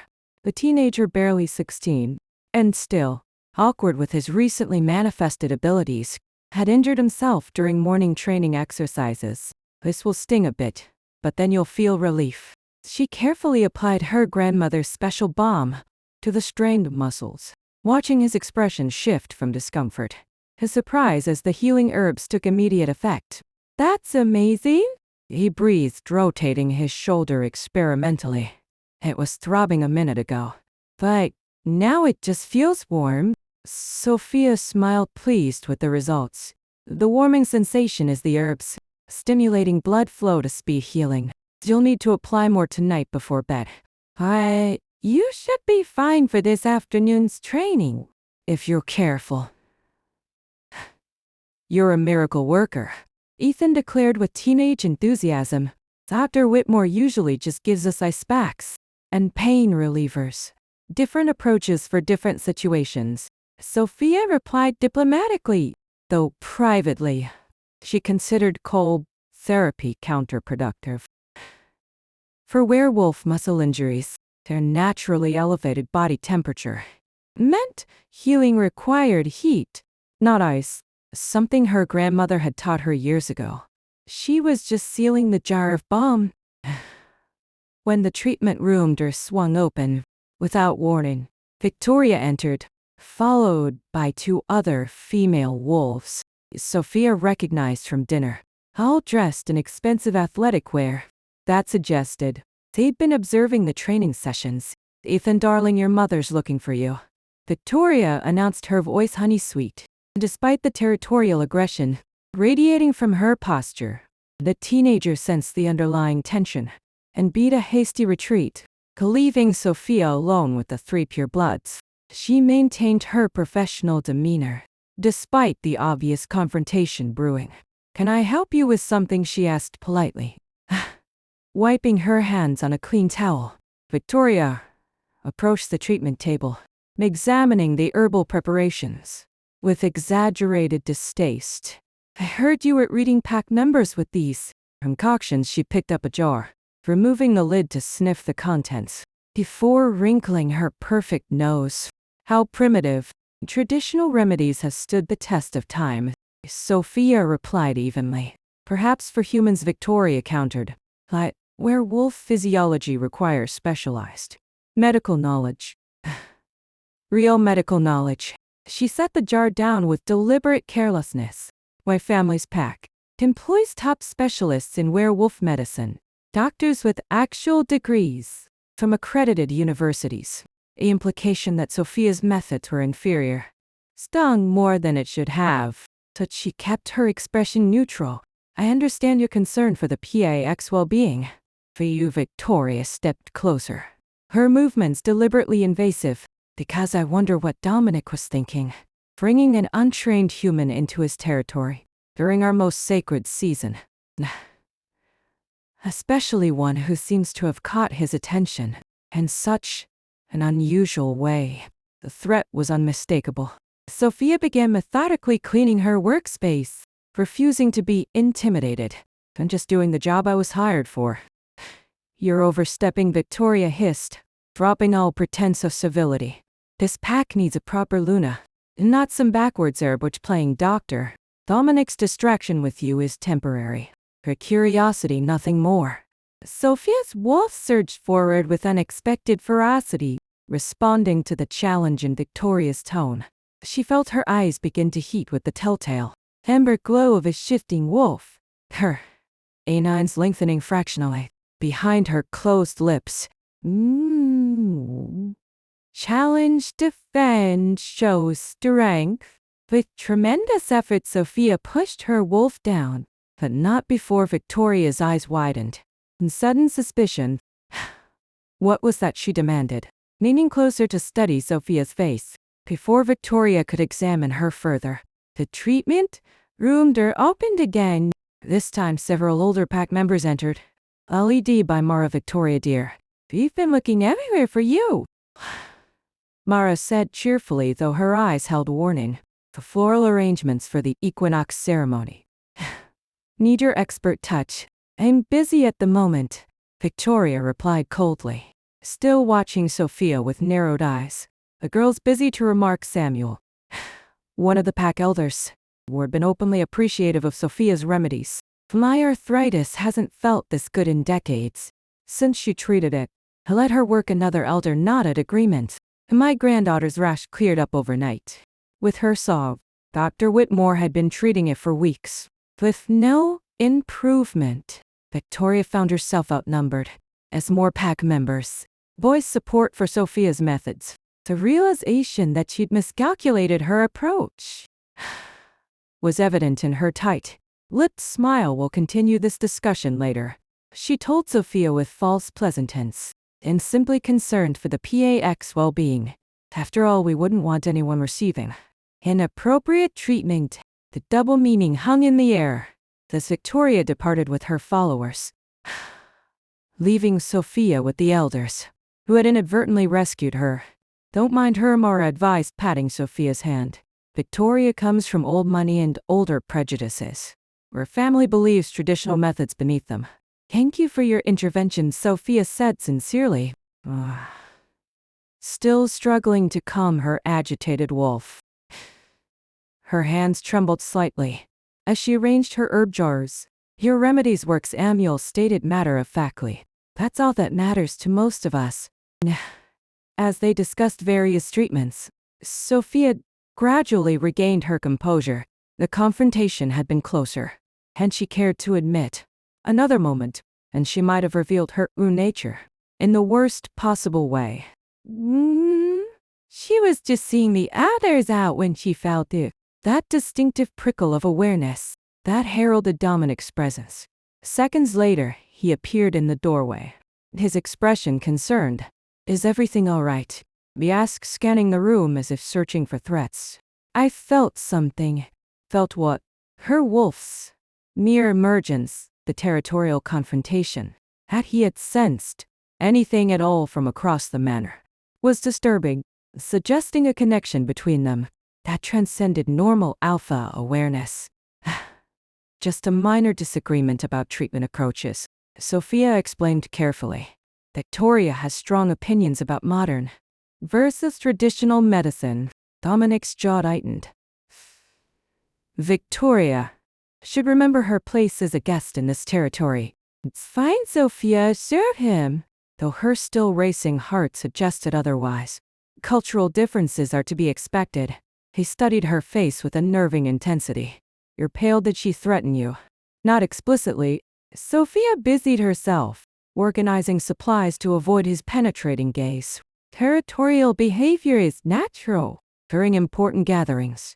Isn't it? The statement, revealing more familiarity with werewolf dynamics than a human should possess, slipped out before she could catch herself. Dominic's eyes narrowed fractionally. Yes, he agreed slowly, especially during the spring moon. But that doesn't excuse poor hospitality towards someone under my protection. A possessive note in his voice sent a shiver of awareness through her. Her wolf, still unsettled from the confrontation with Victoria, responded with pleasure to his protective stance. Alpha protects values as sees worth. I appreciate your concern, Sophia said, fighting to keep her voice steady. But I can handle myself. And know you can. His expression softened unexpectedly. You're stronger than they realize. Chapter 6. Growing Attractions. The moon hung heavy and bright in the night sky, 3 days from fullness. But already, exerting its inexorable paw on Sophia's wolf, she'd spent the evening in her room, fighting the restlessness that plagued her. As the lunar cycle approached its peak, and after hours of futile attempts at sleep, she surrendered to her wolf's agitation and ventured outside for fresh air. The stoned terrace, extending from the manor's east wing, offered both privacy and an unobstructed view of the waxing moon. Sophia hadn't expected to find anyone else seeking solitude at this late hour. But as she stepped through the French doors, they immediately registered Dominic's presence. his distinctive scent carried on the night breeze. He sat in a shadowed corner, long legs stretched before him, a crystal decanter, and half-empty glass on the small table beside him. Even in repose, power radiated from his form. He wore only a black t-shirt and dark lounge pants, his feet bare against the cool stone. The casual attire did nothing to diminish the alpha aura that clung to him like a second skin. "I'm sorry," Sophia said softly, pausing at the threshold. "I didn't mean to intrude." Dominic turned, his amber eyes reflecting the moonlight with an otherworldly glow. Sophia. Her name sounded different on his lips at this hour, wrapped in darkness and something deeper. "You're not intruding," couldn't sleep. The moon, she admitted before she could censor herself.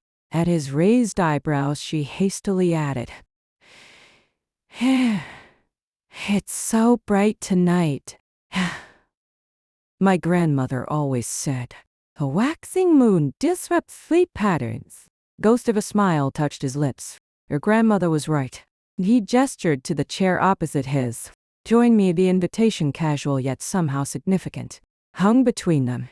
Sophia hesitated only briefly before crossing the terrace to take the offered seat. Up close, she noted the slight flash across his cheekbones, the loosened control in his posture. The crystal decanter contained an amber liquid that smelled potently of wolfbane, liquor specifically distilled to effect or wolf metabolism. "Trouble sleeping too?" she asked, nodding toward the decanter. "The season makes it difficult," he acknowledged, his voice a low rumble. That sent an involuntary shiver down her spine. "The Easter moon brings intensified instincts."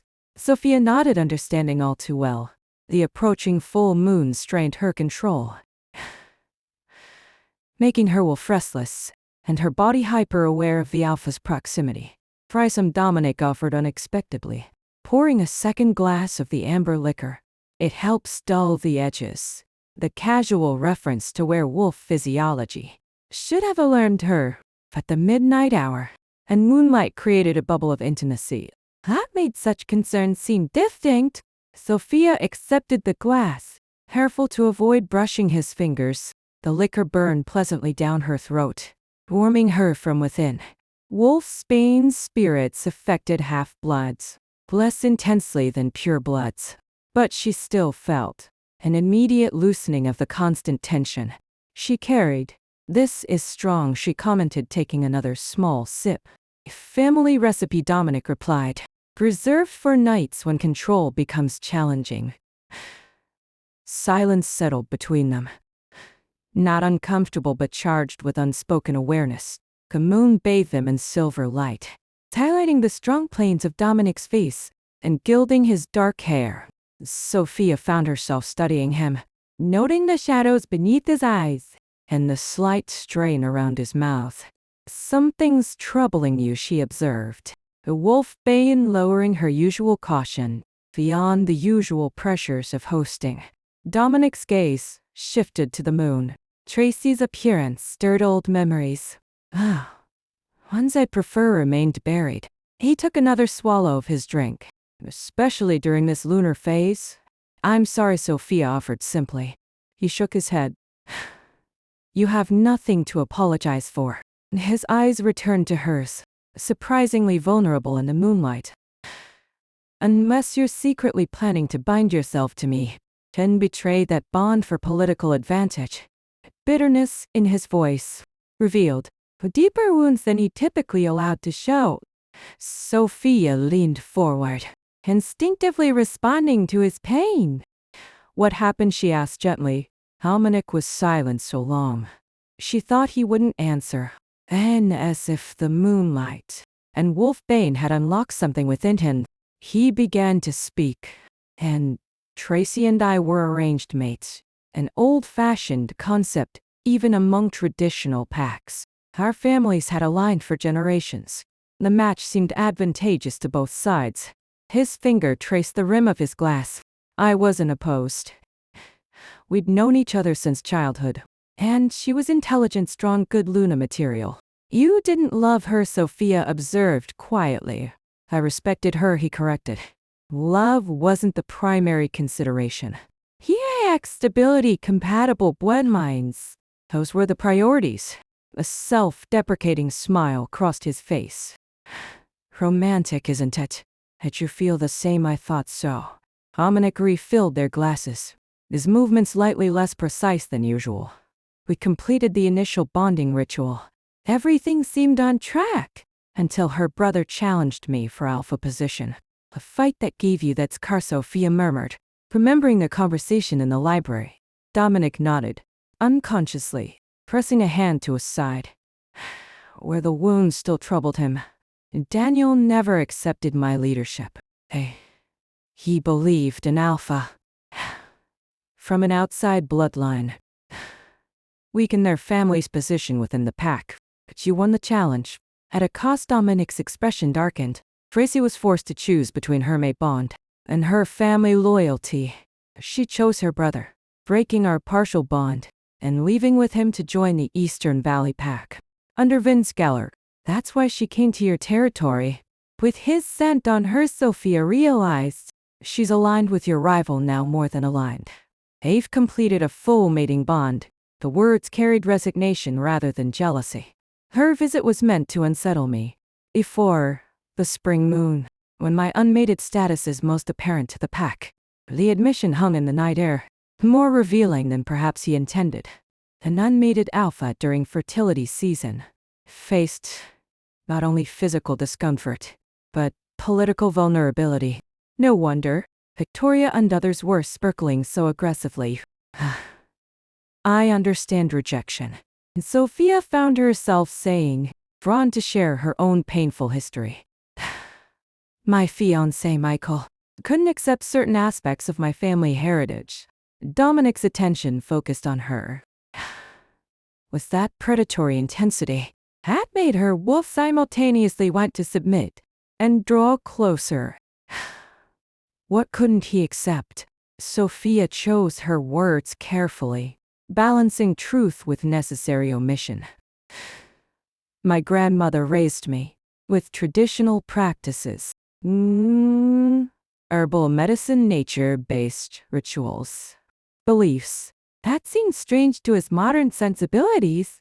She stared into her glass. 3 years ago he delivered Anne. Abandon those traditions or end our engagement. And you chose your heritage, Dominic concluded. Approval warming his voice. It wasn't really a choice, Sophia admitted. Those traditions are woven into who I am. Denying them would mean denying myself exactly. Dominic leaned forward, eyes intent on hers. You can't deny your true nature. No matter how inconvenient others find it. The statement hit, and comfortably close to her current predicament. Hiding her wolf nature while working among purebloods. The wolf's bane and moonlight had created a cocoon of strange honesty between them. And even with necessary secrets. We have that in common, Dominic continued, studying her face with disconcerting focus. Neither of us can be what others want, if it means betraying our essential nature. What do others want from you? Sophia asked, partly to deflect his attention from her. A traditional alpha with a proper Luna. By the next full moon. He made a dismissive gesture. Victoria has been the primary candidate. For 3 seasons. Pushed forward by her family and mine. A spike of jealousy shot through Sophia. Before she could suppress it. She certainly seems determined. Dominic's smile held no warmth. Victoria wants the position, not the person. Being Luna to an established alpha pack brings considerable power and status. You don't seem enthusiastic about the prospect. My wolf isn't interested, he stated bluntly. The wolf's bane clearly lowering his filters. Despite pack pressures, I won't force a mating where instinct refuses to engage. The implications of his statement hung in the air. Between them, Sophia took another sip of her drink to hide her reaction. But Dominic's gaze had turned curiously intent. He leaned closer, inhaling deeply, in a manner no human would find appropriate. The wolfsbane had clearly affected his usual iron control over wolf behaviors. Is something about your scent, he murmured, his voice dropping to a register that seemed to vibrate through her bones. Beneath whatever herbal concoction you wear, something that smells like home. Sophia's heart stuttered. Her protection charms should have masked any trace of her wolf nature. Had they failed, or was something else happening? It must be my grandmother's perfume blend. She managed fighting to keep her voice steady. No, Dominic shook his head. Certainly in his slightly slurred words. It's not the herbs, it's you. Something uniquely you that calls to me. His eyes, reflecting moonlight with golden fire, held hers. I've never experienced anything like it. The admission, loosened by wolfsbane and moonlight, created a dangerous intimacy between them. Sophia knew she should make an excuse and retreat to the safety of her room, but found herself rooted to her chair, drawn by the same inexplicable connection he described. The moon affects perception, she said softly, offering them both a rational explanation. Has it? Dominic murmured, not sounding convinced. Or does it simply reveal what's already there? He reached across the small table between them, his fingers lightly brushing a strand of hair from her face. A casual touch sent electricity coursing through her, her wolf surging forward with unprecedented eagerness. Mate Alpha hours. With tremendous effort, Sophia maintained her composure. She couldn't prevent the slight catch in her breathing. Dominic noticed his pupils dilating as he caught the subtle shift in her scent that even her herbal mask couldn't completely conceal. I should go, she whispered, knowing she was dangerously close to revealing herself. It's Leighton the wolfsbane. Yes, he agreed reluctantly, withdrawing his hand. The wolfsbane makes me too honest. Sophia rose, steadying herself against the table when her legs proved less reliable than expected. Thank you for sharing your story in the drink. Dominic nodded, his expression shifting back toward the controlled Alpha he was accustomed to, though the wolf's pain still softened his edges. Good night, Sophia. As she walked away, she felt his eyes following her every step, and heard his whispered words, perhaps not meant for her enhanced hearing. What are you, Sophia Vasquez? And why does my wolf already know the answer? When I don't? Dominic sprawled across his bed, the wolfsbane liquor dulling his senses, but not enough to silence his wolf's agitation. This conversation with Sophia had left him unsettled in ways he couldn't entirely blame on the approaching full moon or the alcohol. Find her, lame her hours. His wolf's demands had grown increasingly insistent since her arrival. Tonight's moonlit confession had only intensified its certainty. Something about Sophia Vasquez called him. On a primal level, that defied rational explanation. He pressed the heels of his hands against his eyes, trying to quiet the internal dialogue. She was human, or at least that's what everyone believed. Yet his wolf insisted otherwise with a conviction that couldn't be ignored. The contradiction left him off balance and irritable. A soft knock at his door interrupted his thoughts. The scent that seeped beneath the door frame identified the visitor. Before she spoke, Dominic, are you awake? Victoria's voice held a deliberately seductive quality that set his teeth on edge. He considered ignoring her, but pack protocol demanded certain courtesies toward guests, especially those of Victoria's standard. With a resigned sigh, he rose and pulled on a t-shirt. Before opening the door, Victoria stood in the hallway wearing a silk robe that left little to the imagination, her long black hair loose around her shoulders. Every detail of her appearance had been calculated for maximum impact, from the artfully applied perfume, designed to stimulate male werewolf senses, to the subtle posture that emphasized her slender curves. Victoria, he acknowledged flatly. It's late. The moon makes it difficult to sleep, she purred, echoing his earlier words to Sophia. with uncanny precision. Achibania zapping, especially for unmated wolves during Easter season.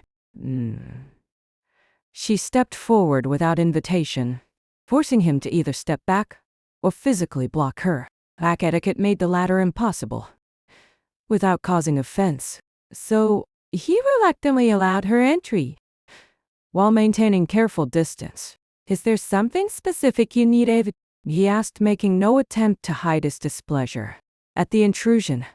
Victoria's smile held predatory confidence as she moved further into his quarters, her gaze taking in the rumpled bed and half-emptied decanter of Wolfbane liquor. "You've been drinking alone," she observed, trailing her fingers along the back of a leather chair. "That's unlike you, Dominic. The approaching moon affects you more strongly." This year, her tone suggested this was a favorable development. "I was enjoying the quiet," he replied pointedly. Victoria ignored the hint, moving closer with deliberate grace. "The quiet can be lonely, especially for an alpha." She reached out, placing her hand on his chest in a deliberately intimate gesture. "Your wolf must be restless." With the fertility moon so close, wrong female, not mate. Reject. His wolf's vehement rejection, Almonic the resolve to grasp her wrist, the moving her hand from his chest, this unmistakable finality. "Victoria," he said, his voice low but firm, "this isn't going to happen." Surprise flickered across her perfect features before settling in a calculation. "You're affected by the wolfsbane. Perhaps tomorrow." "Not tomorrow, not the next day. Not during the fertility hunt." He released her wrist, stepping back to establish clear boundaries. "I respect your family's position and value our pack's alliance. There will be no mating between us." Victoria's expression hardened, her posture shifting from seductive to confrontational. "As 3 seasons, Dominic. For 3 spring gatherings you've kept me, and every other eligible female at a distance. The pack. Your position weakens with each moon cycle.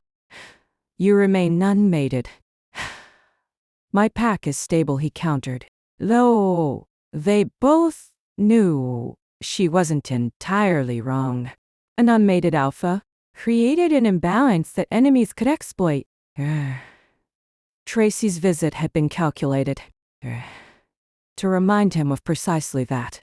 Vulnerability is a Victoria challenge. Lyra has brought 4 unmated females from her territory. The guest list for the gathering includes at least a dozen more from allied packs. "Everyone expects you to choose a Luna this season." Her eyes narrowed. "Unless something or someone is interfering with your instincts." The accusation hung in the air between them. Dominic maintained his neutral expression through years of alpha discipline, but Victoria sensed the shift in his energy nonetheless. "A human healer," she stated, watching his reaction closely. "There's something unnatural about your interest in her." "Sophia is not your concern," he replied, alpha authority etching his tone. Victoria laughed incredulously. "So, it's true you're actually drawn to a human, but you understand how that appears to the other packs. To your own wolves, distraction by a human during mating season suggests either weakness or manipulation. Protect mate, silence threat." Dominic forced his wolf's aggressive response down, maintaining his control. "You're overstepping, Victoria." "Someone has to," she countered, abandoning all pretense of seduction. "Your sister may tiptoe around the issue, but I won't. A paper Luna strengthens the pack. A human dalliance weakens it, especially when that human is hiding something." That caught his attention. "What do you mean?" Victoria's smile turned triumphant. "At having secured his interest. I saw something." When I confronted her in the treatment room, her eyes changed just for a moment. Unmistakably not human. Amana kept his expression neutral, despite the jolt her words sent through him. He'd noticed flashes of gold in Sophia's eyes himself, dismissed them as tricks of light or imagination. Hearing Victoria confirm the observation, Both validated his suspicions and intensified his protective. If you're suggesting Sophia is other than she claims, make your accusation directly, he challenged.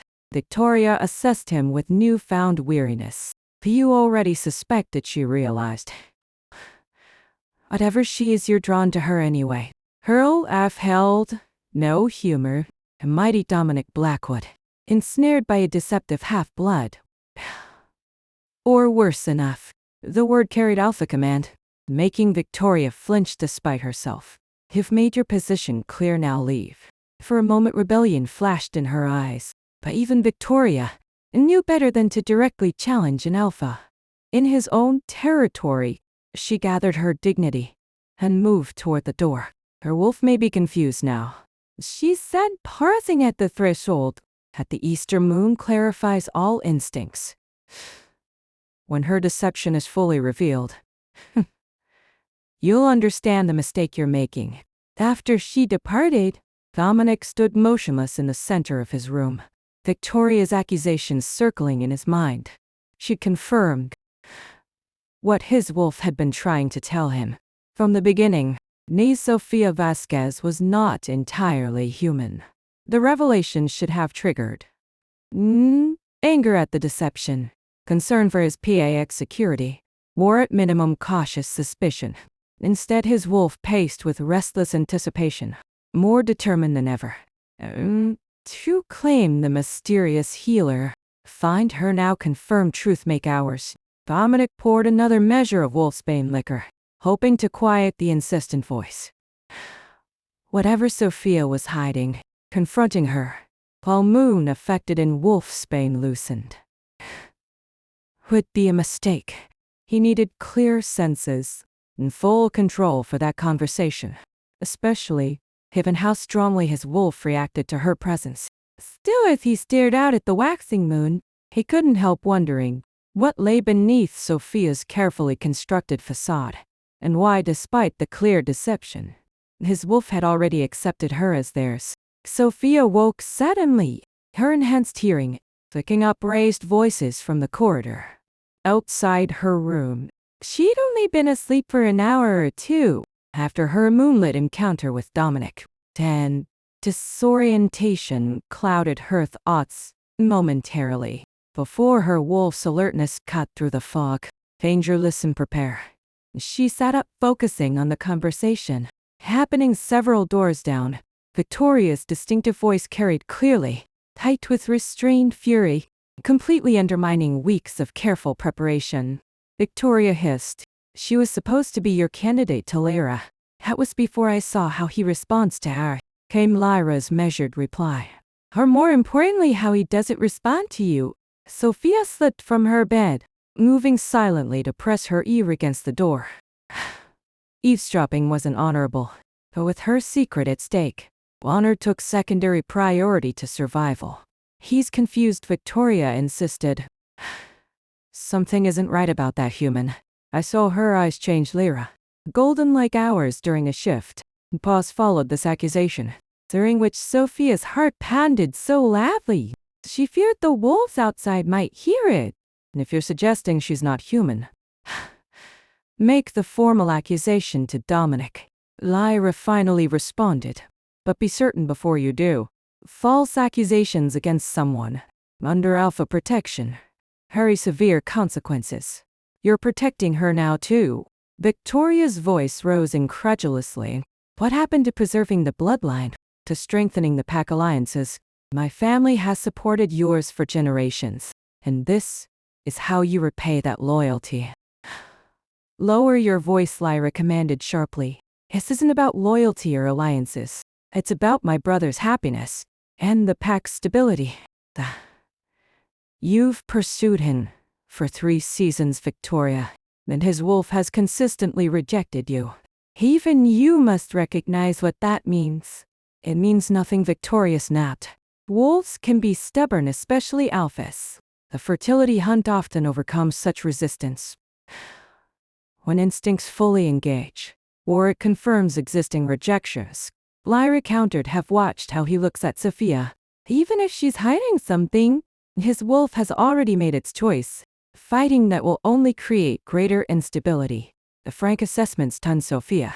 Lyra, who had seemed so suspicious of her, was essentially acknowledging, a potential mating connection between her brother and a presumed human. The implications were staggering. You've lost your edge, Victoria accused coldly. Is this about your territory dispute? Has losing your own standing made you care less about your brothers? A low growl responded to this taunt. Lyra's wolf, clearly displeased by the challenge. Careful, Victoria. Guest privileges only extend so far. The truth hurts, doesn't it? Victoria pressed. Your pack members whisper about replacing you. Daniel Hayden circles your borders weakly. How long before he challenges directly? Is that why you've abandoned our agreement? Hoping Dominic will protect you. When your leadership fails, the accusation painted a picture of PAC politics, more complex than Sophia had realized. Lyra's apparent weakness in her own territory explained her heightened protectiveness toward Dominic. Her presence during the Easter season. My leadership concerns are mine to address. Lyra replied, her voice dangerously soft. But understand this. If my brother's wolf has chosen Sophia, a human half-blood or something else entirely, I will support that choice. Because his happiness determines the pack's strength, more than any political alliance. And you're a fool, Victoria declared. When this blows up in your face, don't expect my family's packed at. A single word reverberated through the corridor with undeniable alpha command. Dominic had joined the confrontation. Sophia felt her own wolf instinctively respond to the power in that voice, the whine building in her throat, that she hastily suppressed. This discussion ends now. Dominic continued, his tone leaving no room for argument. Victoria, return to your quarters. Lyra, come with me. Dominic, you need to hear. Victoria began. I've heard enough, he interrupted you. Forget yourself, Victoria. This is my territory, my house, my rules. Return to your quarters and remain there until morning. The alpha come and hummed with power. That carried through walls and doors. Sophia felt it wash over her like a physical force. Her wolf, immediately submitting to the authority in his voice. She sank to her knees beside the door, momentarily overwhelmed by the instinctive response. By the time she regained her composure, the hallway had fallen silent. Footsteps retreated in different directions, Victoria presumably obeying the command to return to her room. Lyra and Dominic moving elsewhere for a private conversation. Sophia remained on the floor, processing what she'd overheard. Victoria suspected her true nature and had witnessed the momentary slip in the treatment room where she'd shared those suspicions with others. The Easter full moon was still 3 days away, but her carefully constructed facade was already developing dangerous cracks. Even more concerning, thus Lyra's apparent acceptance of a potential connection between Dominic and herself. The implications were simultaneously thrilling and terrifying if the alpha sister was acknowledging such a possibility. The bond developing between them must be more obvious and more significant than Sophia had allowed herself to admit. Her wolf, typically so submissive, preened with satisfaction at this recognition. Now foe's wolf, no sister sees mate bond forming. No, Sophia whispered fiercely. There's no mate bond, there can't be, yet. As she crawled back into bed, her skin still tingling from the residual energy of Dominic's alpha command. She couldn't entirely silence the hopeful voice within that whispered, what if there could be? Morning brought no relief from the tensions brewing in Blackwood Manor. Sophia woke feeling as though she hadn't slept at all. Her wolf restless beneath her skin, the waxing moon pulled at her instincts, making her careful control increasingly difficult to maintain. 3 more days until full moon, and already she found herself checking her reflection for telltale signs of amber eyes or sharpened canines. She had just finished arranging her herbs for the day's treatments. When a knock sounded at the treatment room door, the distinctive cadence, the authoritative yet somehow hesitant, identified the visitor. Immediately her wolf perked up, before she could suppress its eager response. Alpha hours. Let him come in, she called, straightening her white heeler's coat and reinforcing her mental barriers. Dominic entered, somehow managing to make the spacious treatment room feel instantly smaller with his commanding presence. He wore charcoal slacks and a blue button-down, with the sleeves rolled to his elbows, exposing muscular forearms marked with a few old scars. Despite his polished appearance, tension radiated from his posture, and shadows beneath his eyes suggested he'd slept as poorly as she had. Good morning, she greeted him professionally. How can I help you? And his gaze tracked over her face, searching for something. Perhaps signs of awareness regarding last night's confrontation. Whatever he sought, his expression revealed nothing of his findings. The old wound. He finally said, his voice rougher than usual. It's acting up again. Sophia nodded, gesturing toward the examination table. The approaching full moon intensifies inflammation. Let me check it. Dominic moved to the table, but remained standing beside it, an uncharacteristic hesitation in his manner. You heard them last night, he stated rather than asked. Victoria and Lyra. The direct address of what she'd overheard caught Sophia off guard. She considered deflecting, found herself unwilling to add more deception to the already complex situation. Between them, yes, she admitted quietly. Enhanced hearing is one of my family traits, the deliberate acknowledgement of her unusual abilities. Hum, in the air. Between them, Dominic's sighs narrowed thoughtfully. But he didn't press the issue. Victoria has strong opinions about pack matters, he said. Instead, finally, removing his shirt and taking a seat on the examination table. Opinions that don't necessarily align with mine or represent pack consensus. Pack politics aren't my concern, Sophia replied carefully, focusing on gathering her treatment supplies rather than on his exposed torso. Aren't they? Dominic's penetrating gaze made avoidance difficult. When those politics center on you? Sophia stilled, jars of healing soft clutched, and suddenly bloodless fingers. And just your healer, she insisted, till the words rang hollow, even to her own ears. We both know it's more complicated than that. His voice softened, even if neither of us fully understands why.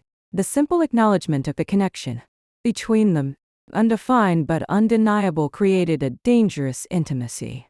Sophia busied herself with preparing the specialized salve, fighting to maintain professional distance.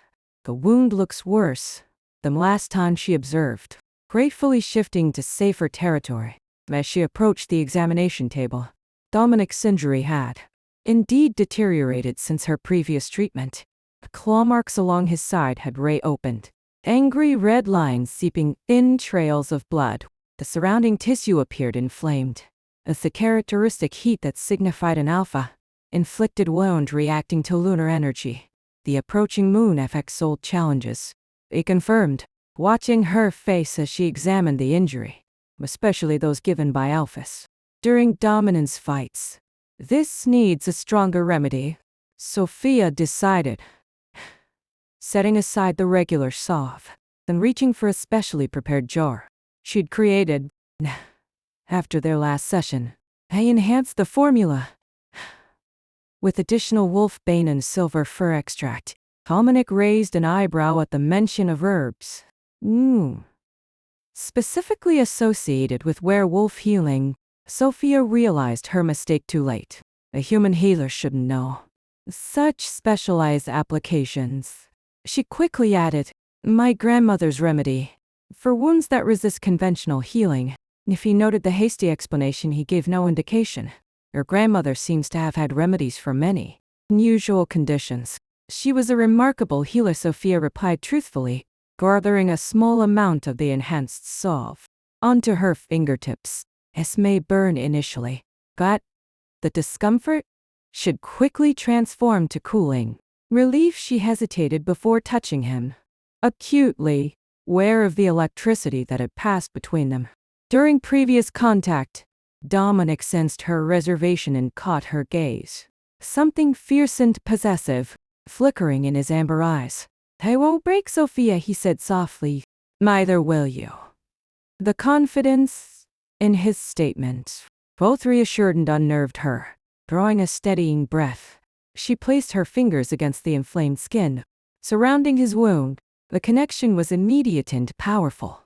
A jolt of awareness that had nothing to do with static electricity, and everything to do with the inexplicable bond forming between them. Dominic's sharp intake of breath confirmed he felt it, his muscles tensing beneath her touch. Sophia forced herself to focus on the healing work, gently applying the salve along each reopened claw mark. As her fingers moved across his skin, she instinctively channeled energy into the remedy, a healing technique her grandmother had taught her that drew on her wolf's innate strength. It was dangerous to reveal such abilities, but seeing Dominic in pain overrode her usual caution. As the salve began to work, Dominic released a sigh of relief, some of the tension visibly leaving his powerful frame. "That's remarkable," he murmured. "I can feel it healing rather than just numbing. The herbs work with your body's natural processes." Sophia explained, continuing the gentle application, accelerating what's already happening, rather than forcing an unnatural response. When she reached the deepest part of the wound, Dominic winced involuntarily. The sudden pain triggered a protective surge from her wolf. Before she could prevent it, her eyes flashed gold.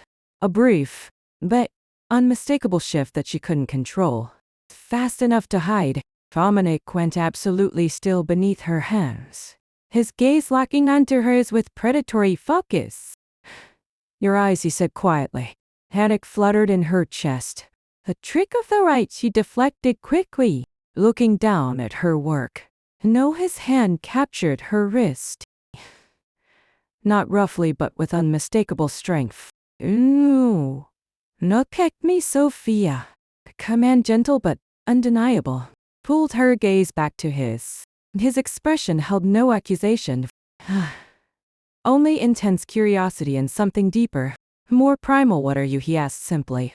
A dozen deflections rose to her lips, but exhaustion with pretense made honesty tempting. "Someone trying to save her grandmother's legacy," she answered instead, neither confirming nor denying his suspicion. "Someone who needs this job." Dominic studied her face for a long moment, before releasing her wrist. "For now, that's enough," he conceded. How his wolf clearly disagreed, based on the flicker of amber in his own eyes. But secrets have a way of revealing themselves. During the Easter moon, Sophia, especially those that affect pack bonds, a warning, for it was clearly a warning. Sent a shiver down her spine.